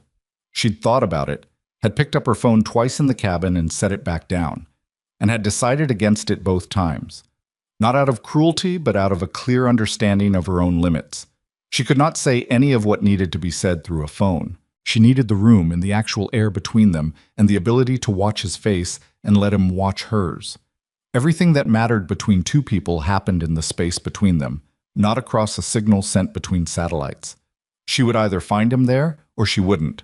She pulled into the long driveway at 8:23 and sat in the idling car for a moment, looking at the house. The porch light was on. It was 8:20 in the morning, full gray daylight, and the porch light was burning on its fixture beside the front door, which meant it had been on all night and no one had turned it off, which meant either no one had thought to or it had been left on deliberately, and she knew. She knew in the part of her that had learned to read him the way you learn a language you end up dreaming in, that it had not been an accident. She turned off the car. She sat for one more moment, hands in her lap, looking at that light, and something cracked open in her chest that was not quite grief and not quite relief, but occupied the exact territory between them where the most honest feelings live. Then she got out of the car. The front door was unlocked. This was not unusual. The estate had a security system comprehensive enough that the lock on the front door was essentially symbolic during daytime. But she stood on the front step for a moment with her hand on the handle before she turned it, not because she was afraid to go in, but because she wanted to acknowledge the threshold, the before and after of it. She had walked out of this door 4 days ago with a suitcase and a decision. She was walking back in with neither. She went in. The hallway was dim, the overhead lights off, the morning gray coming in through the side lights. She set her bag down by the door, quietly, out of habit, the habit of a woman who had learned the acoustics of this house over 3 years and knew exactly how sound traveled through it. She stood still and listened. From the direction of the study, she heard nothing. From the kitchen, the distant, specific sound of a coffee machine. She went toward the kitchen. He was standing at the counter with his back to her. He was not in a suit. This was the first thing she registered. Vincent Callahan, on a Thursday morning with a 9 o'clock call, was not in a suit. He was in the dark trousers and the gray shirt he sometimes wore in the evening when he'd come home and changed, the shirt open at the collar, and he was standing at the counter with both hands braced on the edge and his head bent forward, not pouring coffee, not doing anything, just standing there in the posture of a man who has been running on fumes long enough that standing still requires more effort than it should. He had not heard her come in, or he had and was not ready to turn around yet. With Vincent, it was impossible to always be certain which. She said, "You left the light on." He turned, and she saw she was not prepared for it, had thought she was and was not. She saw what 4 days had done to him. He was not destroyed. He would not ever look destroyed. She understood that about him. It was structural, some fundamental quality of him that would not permit complete collapse. But there were shadows under his eyes that were not from one bad night, and the line of his jaw was tight with the particular tension of a man who had been clenching it for days. And his eyes, when they found her, had a quality she had only seen in them twice before, a rawness he almost never allowed. He looked at her for a long time without speaking. She looked back. "Charlotte," he said finally. And that was it. Just her name, just that. And in the single word she could hear the entire 4 days, the unslept nights, the porch light burning in the empty morning, the letter he had read 100 times according to Lucas, and not once understood. "I know," she said. "I have things I need to say. Can you let me say them?" His jaw moved. He nodded. She pulled out a chair at the kitchen table, the same table where she'd sat 6 weeks ago learning that she was losing this life piece by piece, and sat down, and he came and sat across from her without her having to ask. And for a moment they just looked at each other across the table in the gray morning light, with the coffee machine still doing its small, irrelevant work behind him. "I heard you," she said, 3 weeks ago. "The night I came home in the rain. I came in through the side and I heard you talking to Lucas in the study." His expression shifted. Not dramatically. Vincent did not do dramatic expression shifts. But something moved through it, a kind of recalibration. I heard you say, she kept her voice level. This was not the time to break apart. I heard, if she ever fails me, I'll replace her. I heard that one sentence. I didn't hear anything else. I walked away and I stood in our room with my coat still on, and I decided it was about me. He was very still. I never asked you, she said. I heard one sentence in one hallway, and I spent 3 weeks building a case against you without once giving you the chance to testify. She paused, held his gaze. Lucas came to the cabin yesterday. He told me about Claire Donovan. Something crossed his face at that, sharp, complicated, the look of a man processing several things at once. And she watched the understanding arrive in him, watched him trace it backward, the conversation and the timing and the wet coat she'd left in the hallway, and 3 weeks of her slow, silent departure making sudden, terrible sense. He closed his eyes. 1 breath. 2. He opened them. Charlotte. His voice was different now, lower and rougher, like something that had been held under pressure had been released. It was never, not once, not for a single He stopped. Started again. You have never been something I would replace. You are not a thing I could replace. There is no version of... He stopped again, and she recognized it now, recognized the thing she was watching. Vincent Callahan reaching the edge of his own articulateness, which almost never happened, which happened only when the thing he was trying to say was too important to trust to the first words that arrived. I know, she said. Then why? Because I heard it and I believed it. She kept her voice even. Not because of anything you did, because I was ready to believe it. Because somewhere in me there has always been this waiting. For the moment when someone I love decides I'm not worth the maintenance. She pressed her hands flat on the table. I have been carrying that my whole life, and I brought it in here with me, and I set it down somewhere in this house, and I forgot about it, and then I heard one sentence in a hallway, and it found me again. He looked at her. That's not about you, she said. What I did, leaving, the letter, 3 weeks of silence, the fact of it is about me, about what I was afraid of. But the part where I didn't ask you, her voice cracked, barely, just a hairline fracture she steadied immediately. The part where I didn't walk through that door and say, Vincent, what does that mean? Is it about me? That part I owe you an accounting for, because you deserved the question. You deserved the chance to answer. The kitchen was very quiet. Vincent had his hands flat on the table now too, mirroring her without being conscious of it. And he was looking at her with an intensity that was not anger and not relief, and not anything simple. It was the look of a man who is processing something at several levels simultaneously, and has enough discipline not to let any of them leak into the others prematurely. Why didn't you ask me? He said. It was not an accusation. It was a genuine question, asked with the directness of someone who needed the actual answer. Because I was afraid the answer would confirm it. He didn't look away. I was afraid, she said, that if I asked and the answer was yes, that it was about me, that there were conditions, that I'd been wrong about the whole thing, I would not survive it. And not knowing felt like something I could live inside of, wrong, but survivable. And leaving? Was me deciding that I would rather lose it on my own terms than wait to be lost. He absorbed that. She watched him absorb it. The specific work of a man receiving something that is both painful and clarifying, both accusation and confession, and refusing to flinch from either quality. I failed you, he said. She shook her head. I did. His voice had a quality she'd never heard in it before. A kind of stripped-down directness, without any of the usual structure around it. Not the conversation. I couldn't have known you'd hear it, and the content was what it was, about a woman who had nothing to do with you. But you have been in this house for 3 years, and you went 3 weeks believing I might discard you, and I didn't see it. I noticed something was wrong. I asked twice. I accepted the answers you gave me. He paused. I should not have accepted them. You were telling me something was wrong by the fact of the answers you were giving me, and I read it as needing space, and I gave you space, and I needed you to push, she said quietly. Yes. But I also needed to not be the kind of person who falls apart over a half-heard sentence. We both needed things we didn't get. He said it without self-pity, just as a fact, the way he stated most facts. The question is what we do now. She looked at him across the table. I don't know, she said. That's the honest answer. I know that I love you. I know that I came back here because Lucas told me the truth, and because whatever I was running toward in Connecticut, I don't think it was actually a life I wanted. I know that I'm angry. At me? At myself, for being afraid, for not asking, for 3 years of loving you completely and still, at the first real test, choosing fear over you. She looked at her hands. I'm angry that I did that. And I'm angry that part of the reason I was able to do it so easily is because I'd never told you. Never told you about the fear, about where it came from. I kept that whole part of myself in a room you didn't know existed, and then I acted surprised when you couldn't respond to something you didn't know was happening.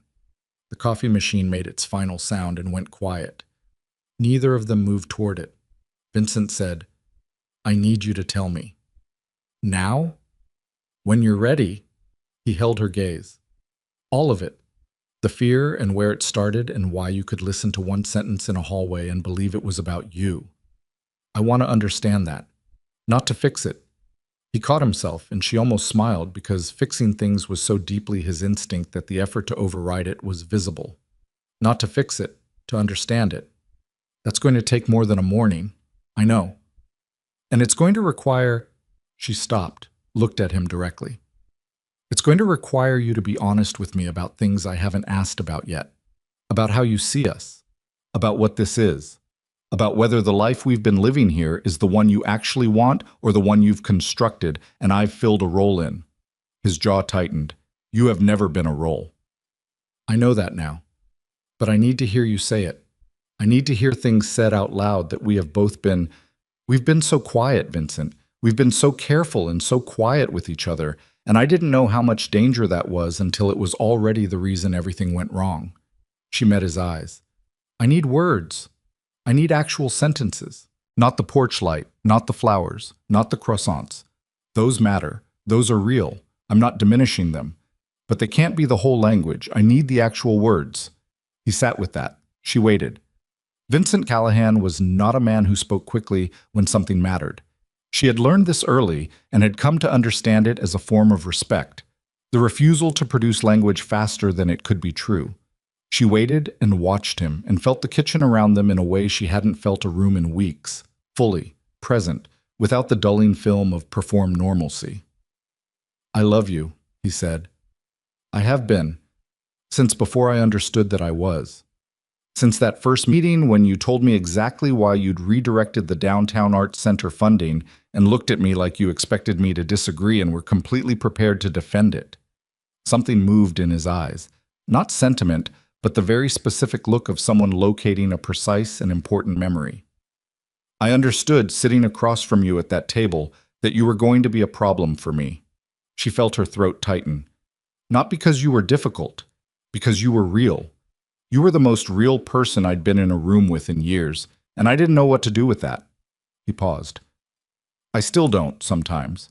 But I know that this house without you in it is not something I will accept as permanent. I know that the ring on your hand or not on it does not change that. I know. He stopped. I know I should have said more. All of it. All the time. You're right that we've been quiet. I made us quiet. I am not good with words as a primary mode. I know.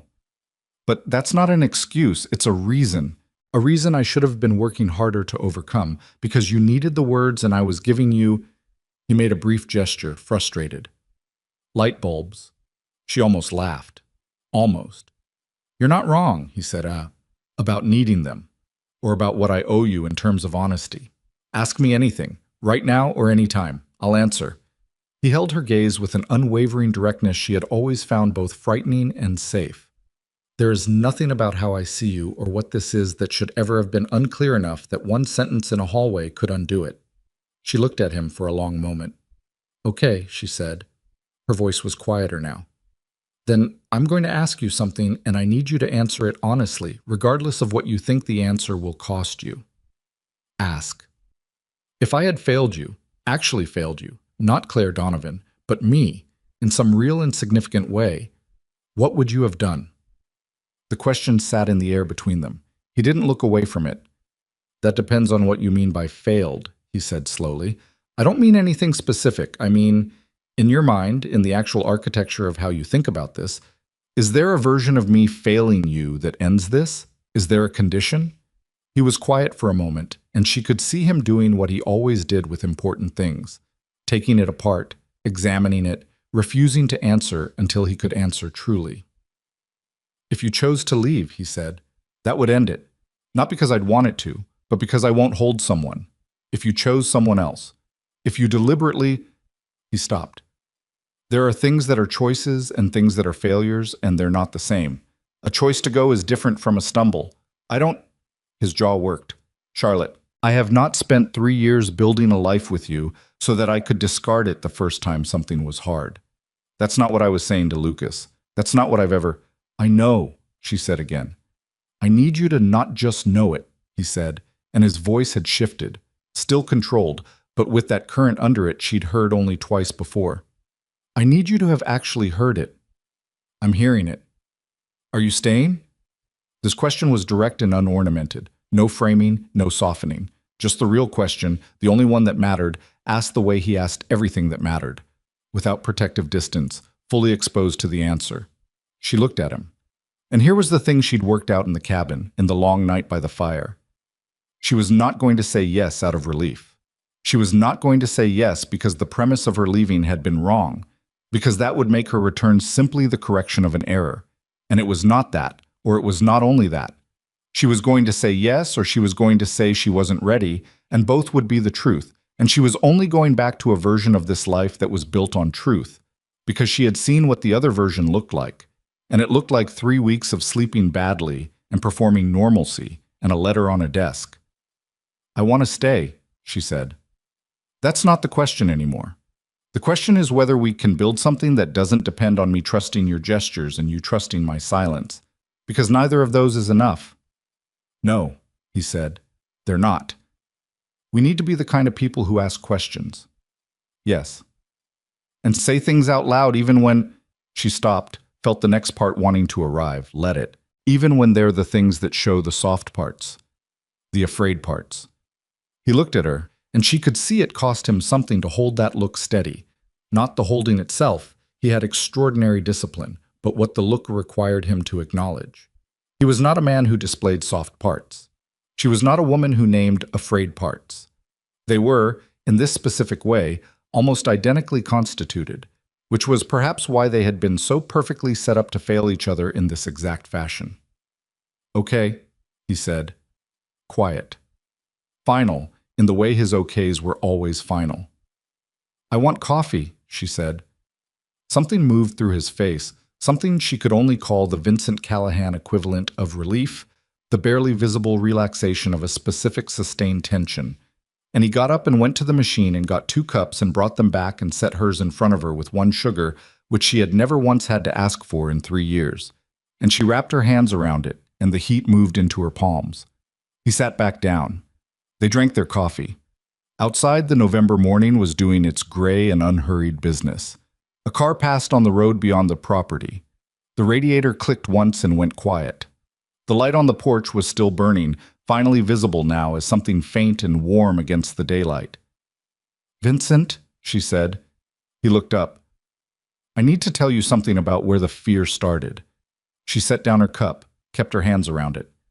It's not about you. It predates you by a long time, but you deserve to know it because it almost cost us everything. And she felt the breath go through her, unsteady, the body's honest response to being about to say something it has never said. And because the only way I know to make sure it doesn't cost us anything again is to bring it out of the dark and show it to you. He put his cup down. He sat forward, elbows on the table, and gave her his complete attention. The real kind, the full measure kind, the look she had fallen in love with at a conference table when she was explaining foundation funding decisions and had somehow felt, for the first time in her life, that someone was actually listening to all of it, not just waiting for the part they wanted to respond to. Tell me, he said. She began. She told him about her mother, about the particular education of watching someone love men who always had an exit clause written into their affection, who were generous until they weren't, devoted until something better came along, present until the day they simply stopped being present. She told him about the age she'd been when she'd understood this pattern. 11, sitting at the kitchen table watching her mother get off the phone with a face that said the fine print had been invoked again. and the private, definitive decision she'd made. She would not be that. She would be too useful, too capable, too precisely indispensable to discard. She would make herself a person worth keeping. She told him how that had worked, and how it had failed, and how the failure had looked, the relationships that had lasted precisely as long as she was performing correctly and had ended the moment she allowed herself to be tired or uncertain or wrong. The men who had confirmed, one after another, the conclusion she'd reached at 11. The way she'd taken each confirmation and incorporated it, building the wall with better and better materials. She told him that the day she'd walked into his office with the foundation portfolio under her arm, she had been the most defended version of herself she had ever been. Efficient, professional, precisely armored. She told him that he had undone that armor so slowly and so specifically that she hadn't noticed it happening until she was already without it. And she told him that the night in the hallway, the thing that had broken her wasn't really the sentence. It was the sudden, vertiginous awareness that she had let herself become undefended with someone who might still be capable of leaving, and that the sentence had felt like proof that her mother's education had been right all along, that there was always an exit clause, that she had simply been the last to find it. She talked for a long time.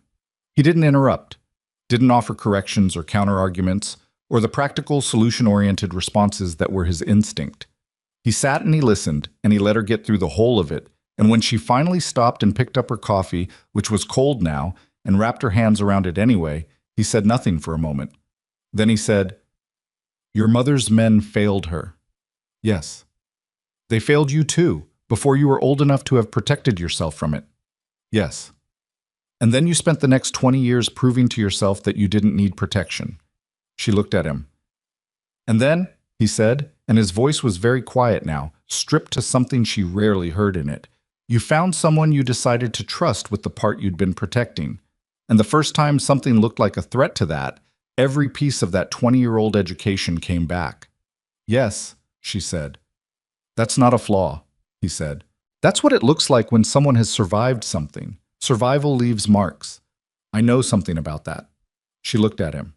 He met her gaze steadily. "I'm not without my own architecture, my own reasons for being quiet, for expressing things in gestures rather than words. I was not taught that feelings were something you said out loud. I was taught that feelings were something you handled, and if you handled them correctly, no one needed to know you'd had them." He paused. "That served me well in a great many contexts. It did not serve you." "Or you," she said. "Or me." "Correct."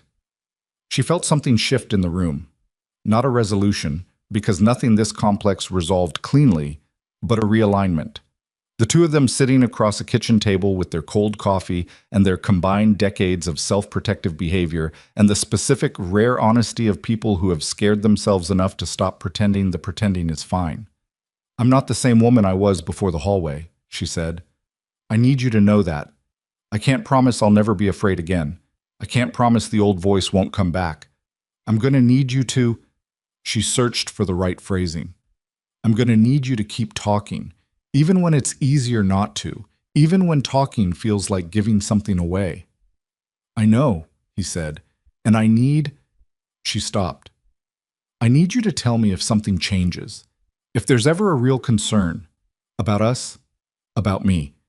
About anything that would— I need to hear it from you first, not from a hallway." "You will." No hesitation. "Always." She looked at him.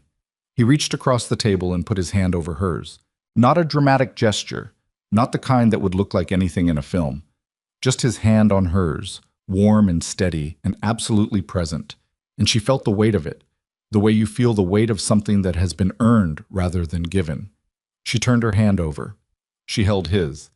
They sat like that for a while, two careful people at a kitchen table in the November morning, with the porch light still burning outside and the cold coffee between them, and 3 weeks of damage and 40 years of accumulated self-protection sitting in the room with them like weather, like something the house would need to air out slowly over time. She thought, this is where it starts, not where it ends. She thought, this is the first real thing we've said to each other, and we've been together for 3 years. She thought, we have a very long way to go, and we are going to have to be completely different kinds of people to get there, and I think we might both be willing. Outside, the morning turned over into mid-morning, and the light changed fractionally, and the porch light finally caught someone's attention. She heard Vincent say something low, and then the sound of him briefly getting up, and then the specific small click of a switch, and the light went off. Not because it wasn't needed anymore, because it was finally day. She looked at the window where the morning was coming in, gray and honest, the November light with no warmth in it and no pretense of warmth, just the actual light of the actual day, and she thought that this was, in its way, exactly what she'd come back for. Not the porch light, the day. The real light that didn't require someone to turn it on. The kind that came regardless, that neither of them had to maintain, that simply existed because that was what light did. It returned, reliably, even after the longest night, and if you were still there when it came, you had the choice of stepping into it or staying where the dark was familiar. She was still there. She was stepping into it. "I should eat something," she said. "Yes." He was already up, moving toward the refrigerator with the specific purposefulness of a man who had been given something practical to do and was grateful for it. "Margaret left things. There's Vincent." He turned. She looked at him across the kitchen. This man she'd almost lost by not speaking. This man she'd almost lost herself by not asking. This man who kept the porch light on and said her name like it was simply the correct word for something he was always thinking about. And she said, "Thank you for not turning the light off." He looked at her. "I mean before," she said. "When I was gone. You left it on." He was quiet for a moment. "I didn't know how long you'd be," he said simply. She nodded, pressed her lips together, held it together, barely, and then let it go and breathed. "Make me something with eggs," she said. "I haven't eaten properly in 4 days." And he turned back to the refrigerator, and the kitchen filled with the small, ordinary sounds of a man making breakfast. And she sat at the table with both hands around a cold mug and felt, for the first time in 3 weeks, something that was not yet peace, but was the ground beneath it. The solid, unromantic, absolutely necessary ground upon which the actual work of two people could begin. He made scrambled eggs. This was, Charlotte would later think, exactly right. Not an omelet, which required a particular kind of confidence and presentation. Not something elaborate that would have turned breakfast into a statement. Just eggs, scrambled in the pan with the focused attention he brought to everything, and toast from the bread Margaret kept in the second drawer, and sliced tomatoes because there were tomatoes on the counter and they were going to go bad otherwise. Practical. Unornamented. Completely him. He put the plate in front of her and sat down with his own, and they ate without speaking for a while. And the silence this time was different from every silence they'd shared in the past 3 weeks. Not the silence of things unspoken, but the silence of two people who have just said a great deal and need a moment to let it settle into their bodies. The way rain settles into dry ground, taking time, finding depth. She ate everything on the plate. She hadn't realized how hungry she was until the food was in front of her, and then it became suddenly and urgently apparent that 4 days of anxiety and minimal eating had left her with an almost physical need, and she ate with an unself-consciousness she'd normally have managed around him. He noticed. She could tell by the way he didn't comment on it, the specific, careful way Vincent Callahan did not say things that would make a person aware of being observed. She put her fork down. "The foundation," she said. He looked up. "I made some changes while I started transitioning some things to Priya, the spring cycle, some of the board relationships." She paused. "I need to go back and undo some of that." "Not necessarily." He said it without pressure, setting his own fork down. "What you described, giving Priya more authority, is something you've been considering for 2 years. She looked at him. "You mentioned it," he said. "Last March. You said she was ready, and you weren't sure what you were waiting for." "I remember. What you did for the wrong reasons might still be the right thing." She sat with that. "The foundation isn't going anywhere," he said. "Priya isn't a replacement. She's someone you built. You can redesign your role there without... This doesn't have to look like retreat." "I know." She looked at her plate. "I know that. I acted without thinking clearly. I made decisions from fear instead of strategy, and now I need to figure out what of it was actually sound and what of it was just escape architecture. Take the week. There's work that needs take the week," he said again, and it wasn't a command, it was the specific Vincent Callahan delivery of a thing he considered self-evident and was not going to repeat a third time. The foundation will function. Priya will handle it. And you need time that isn't crisis management. She looked at him. We need time, he said, correcting himself. That isn't crisis management. She nodded. He picked up his fork and finished his eggs, and she looked at the side of his face and thought about the 4 days he'd spent in this house alone and what that had looked like from the inside. She had a picture of it, impressionistic, probably not entirely accurate, assembled from Lucas's description of a man who wasn't himself and the single detail of the porch light burning in daylight because no one had turned it off. Vincent, she said. What did you think I meant? In the letter. She watched him. When you read it, not knowing what you know now. What did you think it was about? He set his fork down again. Considered the question with the seriousness it deserved. I thought I'd done something, he said, or failed to do something. Something I was unaware of. He looked at the table. I read the letter 4 times that night, and I kept looking for the specific thing. You said you couldn't live with the uncertainty of being replaceable. You said you wouldn't wait to be discarded, and I couldn't find... His jaw tightened. I couldn't locate what I'd done that made you feel that way. I kept going back, looking for the place where I'd failed to be clear, and I couldn't find it. Because it wasn't in anything you did. I know that now. He paused. Then I thought I must have missed something obvious that I'd been blind to. It seemed impossible that you could have been carrying that for 3 years, and I'd had no idea. She looked at her hands. I was good at not showing it. You were. There was no accusation in it, just acknowledgement, the same way he'd receive a fact about weather. And I was good at not pushing, so we were well matched in the ways that didn't serve us. That's a very generous way to put it. It's accurate. He looked at her. I could have pushed harder. That Tuesday night, when you came to bed and you were somewhere else, I knew. I chose to interpret it charitably and give you space. I've spent 4 days wondering whether the charitable interpretation was actually just the convenient one. Whether I didn't push because I thought you needed space or because I didn't want to find out what was wrong. She looked at him. What do you think the answer is? He was quiet for a moment. Both, probably. He held her gaze steadily. I like knowing what I'm dealing with. It's easier to manage a problem I can see. And a part of me understood that what was happening with you was something I might not be able to manage, and that was uncomfortable. So I gave you space and called it respect. She had not expected that, the specific, unflattering honesty of it. Not a man confessing a small fault to seem humble, but a man who had actually looked at himself and reported what he found without improving the picture. That's very honest, she said. You asked for honesty. I did. That's what it looks like, he said. It's not flattering. No. She looked at him. But it's true. And that matters more right now. He held her gaze for a moment and then picked up both their plates and took them to the sink, and she listened to the water run and thought about what it meant to be with someone who, when asked to be honest, chose the version of honesty that cost him something rather than the version that redeemed him. It was not a small thing.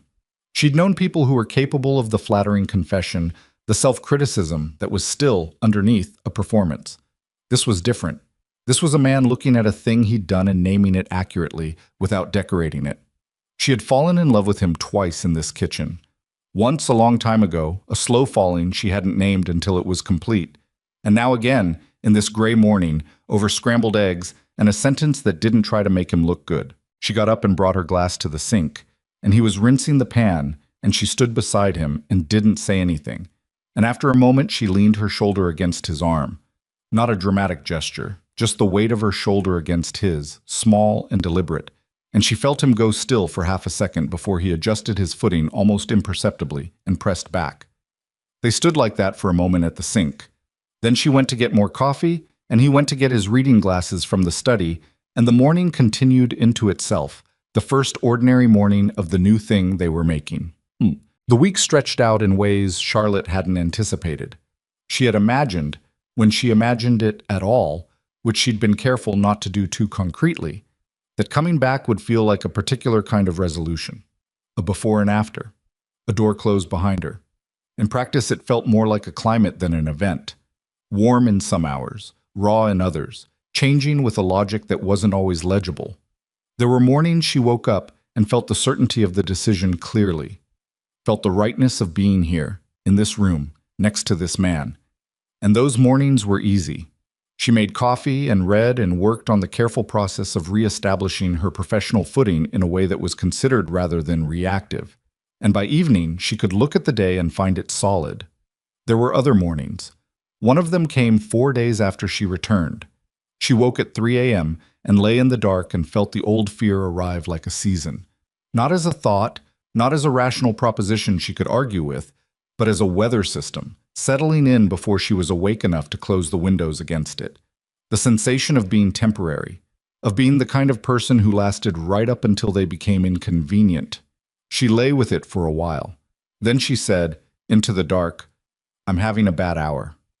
Vincent, who she had believed was asleep, said, "Tell me." And she did. Not a detailed excavation, not at 3 in the morning, not in the dark, but the essential fact of it, that the fear was back, that she knew it wasn't rational, that knowing it wasn't rational hadn't yet made it leave. He didn't try to argue it away. He didn't produce evidence against it. He just shifted and put his arm around her and said, "Okay, I've got you," in this voice he used when something was simply a fact he was presenting. And she lay there and felt his arm and the warmth and the specific steady pressure of him and waited for the weather to move through. It did. It took about an hour. And when it had moved through, she felt scraped out but cleaner, the way the air feels after a storm. And she said, "Thank you." And he said, "Go back to sleep." And she did. In the morning, he didn't mention it. Not because it hadn't happened, but because he had understood. She could tell that he had understood. That she didn't need it mentioned. She needed to know it was something she could say in the dark and have received. That was all. The receiving was the thing, not the discussion of the receiving. She thought, this is what I was trying to get to. Not the absence of fear, not the perfect understanding, the flawlessly articulate accounting of everything they'd been and done wrong and done right. Just this, a dark room and a bad hour and someone whose arm was there. Lucas Hale came to the house on the 6th day. Charlotte was in the sitting room when she heard the door, and she heard Vincent's voice in the hallway, and Lucas's, the low exchange of two men who had been in each other's professional orbit for 11 years and had developed a language of its own. Efficient, information-dense, with its own particular grammar. She sat with her book and listened to them move toward the study and the door close, and she thought about the last time she'd heard that particular progression of sounds and what it had made her do. She went back to her book. 40 minutes later, Vincent came into the sitting room alone. He stood in the doorway for a moment, the characteristic pause, the orienting to the space, and then came and sat across from her, and she set her book down. "The Donovan situation is resolved," he said. "What happened?" "She submitted her resignation this morning. Lucas negotiated the terms." He paused. "She'd been redirecting small amounts from the community grant line. Nothing that would have threatened the foundation's standing, but it was a pattern, and it was going to get worse. Lucas saw it coming in August." "You told him to let it run longer?" "I wanted the full picture before I acted. Rushing an accusation and getting it wrong would have cost more than waiting." She looked at him. "That's what you were talking about, that night." "Yes." She absorbed this. This was the final piece of the thing that had started in a hallway. Not a sentence about her. A business conversation about a woman who had been quietly stealing from an organization Charlotte had spent 3 years building. There was, in the complete picture of it, a bitter irony so precise it almost made her want to laugh. She had packed a bag and driven to Connecticut because Vincent Callahan had been protecting her foundation. "Charlotte," Vincent said. She looked up. "Lucas told me what he said to you, at the cabin." His voice was measured, but with something beneath it. Not quite anger. Something adjacent to it. "That he knew the night of the rain and didn't say anything." "He told me." "That should have been me." He held her gaze. "That conversation, the one you overheard, I should have been the one to find you that night and tell you what it was about. Not Lucas, 11 days later, in a borrowed cabin. Me, that same night." He paused. "I didn't know you'd heard it. But if I had paid attention to what you looked like at dinner and followed that instead of giving you space, I might have. You couldn't have known. I could have known something was wrong. I did know something was wrong. I made the wrong call about what to do with that knowledge. He said it evenly, without drama, the same way he'd said it the morning she came back. The same unflattering accuracy. I want to say that clearly, not as self-punishment, just as... He stopped. As the thing I'm going to do differently. Because I understand now that giving you space when you're struggling is not the same as giving you support. And I made that mistake, and it compounded into something that cost us both a great deal. She looked at him. You're very hard on yourself, she said. I'm accurate about myself. Those aren't always the same thing. He considered that. Perhaps not. He held her gaze. But in this case, I think they are. I had information, not the full information, but enough. And I chose the option that was most comfortable for me and called it consideration. That's what happened. I'd rather call it by its right name than be absolved of something that didn't deserve absolution. She was quiet for a moment. Lucas, she said, how are you handling? He did the right thing, eventually. Vincent's voice was very dry. We've discussed the eventually. Harshly? Pointedly. A pause. He understands what he should have done.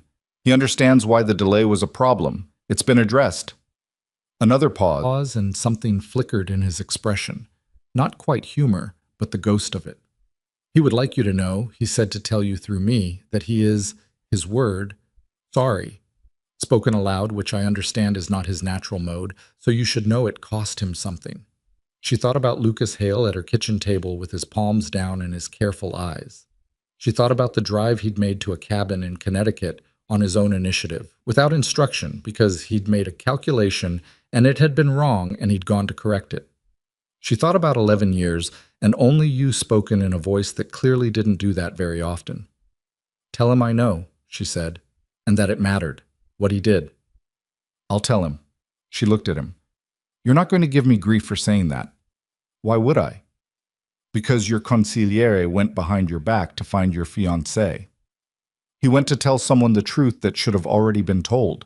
I'm not going to fault him for the mechanism when the outcome was right. He paused. Besides, he told me what you said, at the cabin. What did I say? That you'd needed to be allowed to say it on your own terms, that you didn't want to be convinced, that he told you what you needed to know and then let you think. He looked at her steadily. He read you correctly. He's good at reading people. So are you. Not always. He said it without self-pity. Not with the people I'm closest to. I stopped reading them as carefully because I think I already know. He looked at his hands briefly, then back at her. I'm going to be more careful about that. She held his gaze for a moment. We're going to have to keep doing this, she said. This, the actual talking. I need you to know that I'm not going to stop needing it just because the crisis is over. This is not a one-time repair. This is a practice, he said. Yes. I know. He held her gaze. I've been thinking about what you said, about the language of gestures versus words. You were right that I've used gestures as a substitute. They're not a substitute. They're supplemental, maybe, at best. He paused. I'm not going to become someone who is naturally verbose. I want to be honest about that. You're not going to get a man who talks about feelings at breakfast every morning. That's not the person I am. I'm not asking for that. Good. But I can do better than the porch light as primary communication.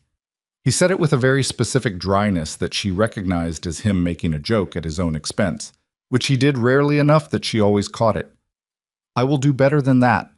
She felt the smile before she intended it. The porch light meant something. It's a light fixture. It should not have been carrying that much weight. She laughed. It came out before she could manage it, short and genuine, and she felt it move through her whole chest the way real laughter does. The involuntary kind, the kind the body produces without consulting the mind. And she saw his expression shift into that almost amused thing she had loved since the first time she'd seen it, the way his eyes went and the slight alteration at the corner of his mouth. It meant what it meant, she said, when she'd recovered. Yes. Quietly. It did. She called her mother on the 9th day. This was not something she'd planned. She'd been sitting in the small study she used as a workspace, looking at the spring grant cycle reports Priya had sent over, evidence of solid, capable leadership that Charlotte was beginning to accept as something to be glad of, rather than guilty about. and she'd looked out the window at the bare November garden and thought about the conversation she'd had with Vincent at the kitchen table, about the woman at the center of all of it, the mother who hadn't known she was providing an education. She picked up her phone. Her mother's name was Diane. She was 63 and lived in Atlanta and called twice a month on Sundays, calls that Charlotte managed with the precise warmth of someone who loved a person and had learned which subjects to avoid and which questions to not ask. They had a good relationship in the specific way of two people who had reached a careful equilibrium that neither of them particularly wanted to disturb. Charlotte was going to disturb it. The phone rang 4 times and then, "Charlotte? It's not Sunday." "I know. Is this a good time?" "I'm just doing the Hold on." The sound of a chair, a table, her mother settling. "There, what's wrong?" "Nothing's wrong." She paused. "I need to talk to you about something, and I need you to know before I start that this isn't... I'm not angry. I'm not calling to..." She stopped, started over. "I'm calling because I realized recently that I've been carrying something for about 30 years, and I never told you about it, and I need to now." A silence on the other end. "Mom," she said, "I learned when I was young from watching you. I learned that love always comes with an exit clause, that the people who love you will leave eventually, or replace you, or find a condition you didn't know you had to meet. And I've been running that belief through every relationship I've had since I was 11 years old, including the one with Vincent, and it almost destroyed us. And I need to tell you that because..." She felt the breath move through her, steadying. "Because I don't want to carry it without you knowing it's there. And because I don't want to blame you for something you never knew you were teaching."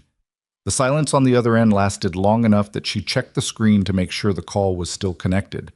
Then her mother said, very quietly, 11? Somewhere around there. "I'm going to sit with that for a moment." A pause. "Charlotte, What happened? With the men? I know how it looked. I know what you saw." Her voice had something in it Charlotte hadn't heard before or hadn't been listening for. "I had my own version of exactly what you just described. My own 11-year-old who learned something she shouldn't have had to learn. I was living it out loud instead of carrying it quietly, which I suppose..."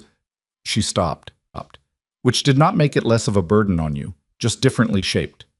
Charlotte sat in her study with the window and the gray garden and the phone pressed to her ear and felt something shift that had been in position for 30 years.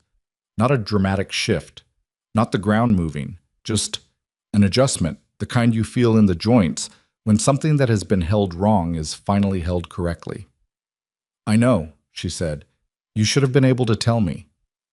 "I didn't know it was something to tell. It just felt like the truth." "Charlotte," her mother's voice was thick. "I'm sorry. I'm very sorry." She pressed her fingers to her eyes for a moment. "I didn't call for an apology." "I know, but you're getting one." She sat with that. "Tell me about Vincent," her mother said after a moment. "Tell me what happened." And she did, in less detail than she'd told Vincent himself, but in more than she'd told anyone else. And her mother listened, really listened, the way Charlotte had never been entirely sure she was capable of, which made her understand that perhaps the equilibrium they'd maintained had protected them both from finding out what the other one could do. And when Charlotte was finished, Diane Whitmore said, "He left the light on." "Yes." "And when you came back, he made you eggs." "Scrambled." A pause. "I like him," her mother said. "I've always liked him. I liked him the first time you mentioned him, which was before you admitted you were in love with him, and I didn't say anything because I knew you'd tell me when you were ready." She paused again. "He's not like the ones I picked." "No," Charlotte said. "He's not." "Then I think," Diane said carefully, "that you should stop treating the lesson I accidentally taught you as if it applies to him, because it doesn't, and he's earned better than that." Charlotte looked at the window. "I know," she said.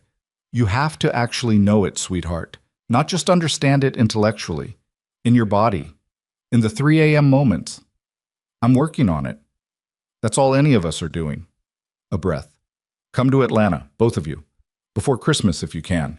I'd like to make dinner for the man who leaves the porch light on." Charlotte felt the thing in her chest again. That complex warmth that wasn't exactly happiness, but was related to it.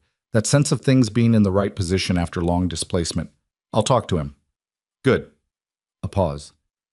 "Charlotte, I love you." I have always loved you without conditions. I did a very poor job of showing you what that looked like. I'm sorry for that." She closed her eyes. "I know," she said. "I love you too." She sat in the study for a while after the call ended, looking at the winter garden, and felt the sediment of 30 years stirring and slowly settling into a new configuration.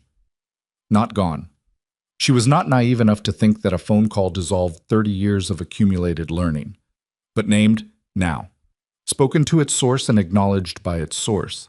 And something about the naming, the specific act of bringing it from the wordless interior into the open air where two people could look at it, had already changed its quality. It was no longer just hers. It was a shared history now, which meant it was something you could stand outside of, at least sometimes. Look at from a remove. She went downstairs. The ring was in the top drawer of Vincent's desk. She found this out not because he told her, but because she went into the study to return a book she'd borrowed from his shelf. A history of mid-century American architecture she'd been reading in pieces for weeks. And she opened the wrong drawer looking for a bookmark. And there it was. He hadn't put it away somewhere sealed, hadn't returned it or stored it properly. It was just there, in the top drawer, in the same position it had been placed when she'd set it on top of the letter, as if it had arrived in the drawer and hadn't been moved because there was no clear directive about what to do with it. She stood and looked at it. It was exactly as she remembered it, the modest band, the specific quality of it that she'd recognized immediately when she'd opened the box, the way it was exactly what she would have chosen for herself, which was, she understood now, because he had understood that about her without asking. He'd presented 3 options without preference. She'd chosen without hesitation. The choice had been hers. That had always been true. She'd just forgotten to account for it when she was building her case. She closed the drawer. She didn't say anything to him that evening, or the next morning. She let it sit where it was, in the drawer, in the back of her mind. And she thought about timing, not in a calculating way, not staging something, just in the way that you understand some things have their own right moment, and forcing them early ruins the quality of what they become. On the 11th day, Vincent came home from a meeting late in the afternoon, and she was in the kitchen, and he came in and put his coat over the chair. The familiar carelessness, the jacket and coat just living on things near wherever he ended up. And he stood at the counter for a moment and looked at her with that specific quality of attention, the one she had learned to read by temperature, and said, "How was your day?" The ordinary question. The question he had asked her 1,000 times in this kitchen. "Good," she said. And then, because she had promised herself, because they had both promised each other, she said the part that was harder. "I called Priya. We're going to redefine my role at the foundation. I'm going to stay involved with the major donors and the grant strategy, but she'll run the day-to-day operations. It's the right call, and I think I held on to full control longer than I should have, because I didn't trust that anything I'd built would hold without me." He was watching her. "That says something," she said, "about how I see myself, as someone who has to be essential or they'll be let go. I've been doing that here too, I think, making myself as useful as possible so there'd be no grounds to—" She stopped. "I see it now. I'm going to try to stop." "You are essential," he said, "not because of what you manage, because of who you are." "I know." She held his gaze. "I'm starting to know it in the right place."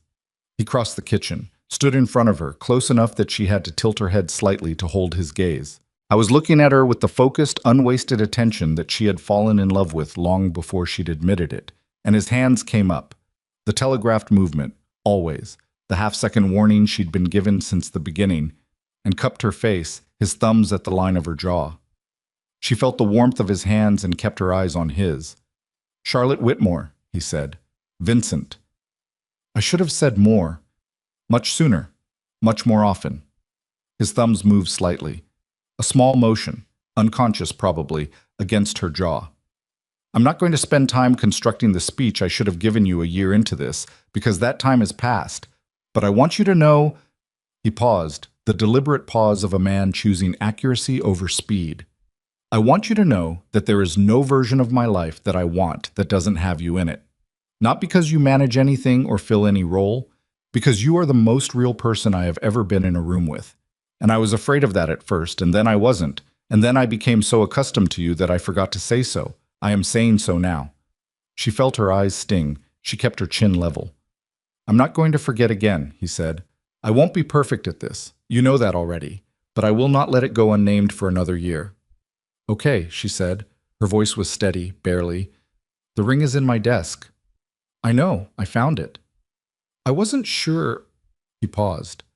I wasn't sure whether to say something about it or wait. You waited. I waited. He held her gaze. I don't know what you want to do about it.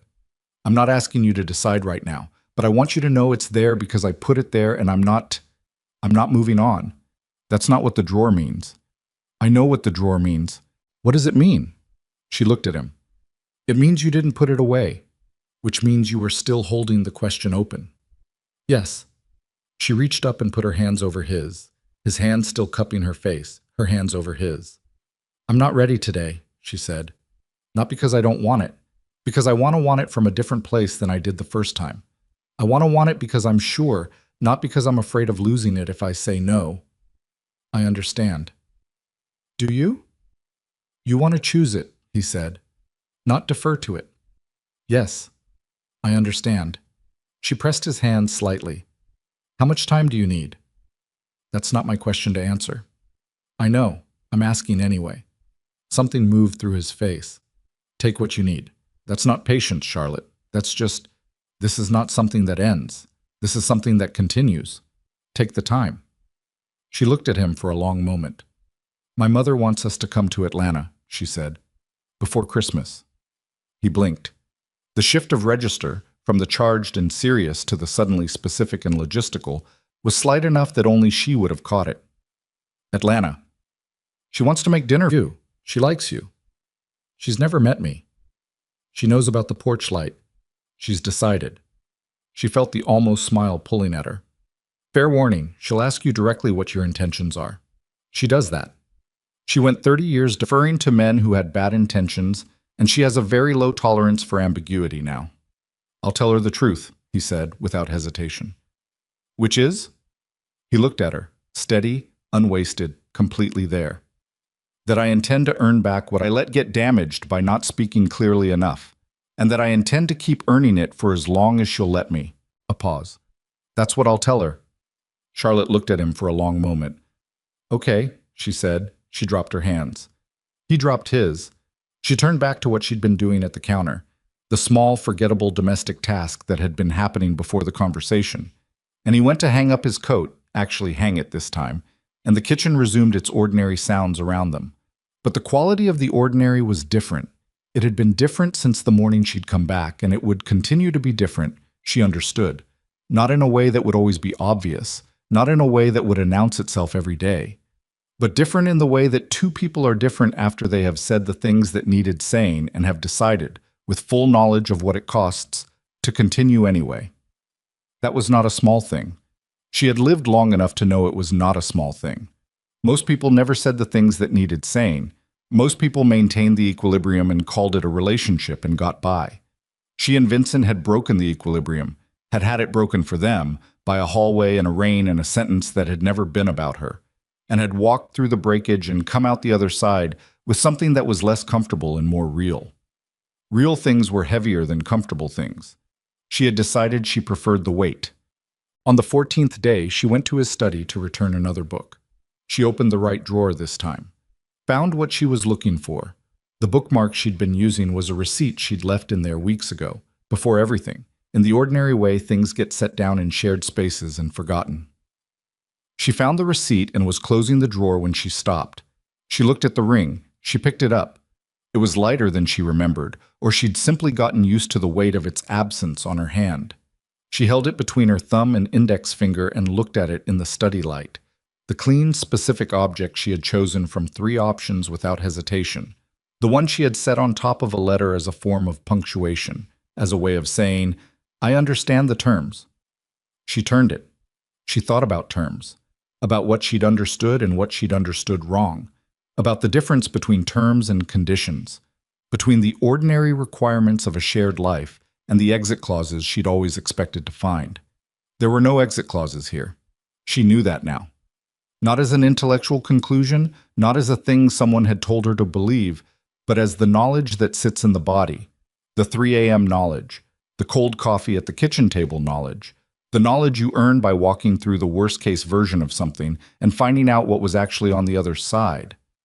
She slid the ring on, her hand, her finger, where it had been for 14 months before she took it off. It fit exactly as it had. She looked at it for a moment. Then she went to find Vincent. I was in the sitting room with the afternoon papers, actual newspapers, physical ones, another thing she'd teased him about early and given up on changing. And he looked up when she came in and saw her face, and then his gaze went to her hand. He was very still. She sat down across from him. The same arrangement as 100 evenings in this room. The same gray afternoon light through the same windows. The same man across from her in the same chair, with the papers folded in his lap and his reading glasses on, and his complete unmediated attention on her face. "I'm not doing this because the situation is resolved," she said. "I'm doing it because I want to, because I'm choosing it from the right place." She held his gaze. "That's the distinction I needed to make." He set the papers down. He took off his reading glasses and set them on the side table with a care that betrayed the steadiness he was maintaining. "I know I said I needed time," she said, "and I did. 14 days was what I needed. I know that might seem... It doesn't seem like anything," he said. His voice was very quiet. "It seems like you." She looked at him. "You know when you know," he said. "That's how you've always been. You don't second guess when the decision is right. You second guessed for 3 weeks because the premise was wrong. When the premise is correct, you decide." He held her gaze. "So 14 days is right. If it took a day or a year, it would still be right." She breathed. "Come here," he said. She got up and crossed to his chair, and he stood and took her hand, the one with the ring, and held it, just held it, his thumb moving once across the band, an acknowledgement. Then he put his arms around her, and she put hers around him, and they stood in the sitting room with the gray afternoon coming through the windows and the newspapers on the floor where they'd slid, and she pressed her face against his shoulder and felt the breadth of him, the warmth, the absolute steadiness of a man who had been waiting without requiring her to hurry. She thought about the 11-year-old girl at the kitchen table learning the wrong lesson. She thought, "I'm sorry it took this long to unlearn it. I'm sorry for what it cost us both." She thought, it was worth it. To come out the other side actually knowing. His hand moved to the back of her head. She felt his chest move as he breathed. Outside, the November afternoon was doing what November afternoons do. Going thin and cold, the light coming sideways and silver through the bare trees, the particular beauty of a season that doesn't pretend to be anything warmer than it is. No warmth in it, no comfort. Just the actual light of the actual day, honest and sufficient. She could see it through the window over his shoulder. She let her eyes close. In 3 weeks, they would drive to Atlanta, and her mother would open the door and look at Vincent Callahan for the first time, and he would look back at her with that flat, direct gaze that most people found alarming. And Diane Whitmore, who had spent 63 years learning to read men who had bad intentions, would read him correctly in about 45 seconds and reach up and put her hand on his arm, and he would allow it. And Charlotte would stand in her mother's hallway and feel the last of the old weight shift and settle. In January, Charlotte would redesign her role at the foundation and find that what she'd feared would feel like diminishment was actually something closer to mastery. The ability to let a thing you've built live without you holding it constantly, to trust in what you've made. In February, on a Tuesday, Vincent's Day, as it turned out, the day she'd always been most herself, they would have the conversation about what the next chapter looked like, not in grand terms, but in the specific, logistical, completely unromantic way that real futures get decided, where and how and what they each needed the shape of it to contain. But that was all later. Right now there was the sitting room and the window and the gray November light and his hand at the back of her head and the ring on her finger and the whole long, specific, imperfect, absolutely real life of them continuing into itself. She kept her eyes closed. She breathed. She stayed.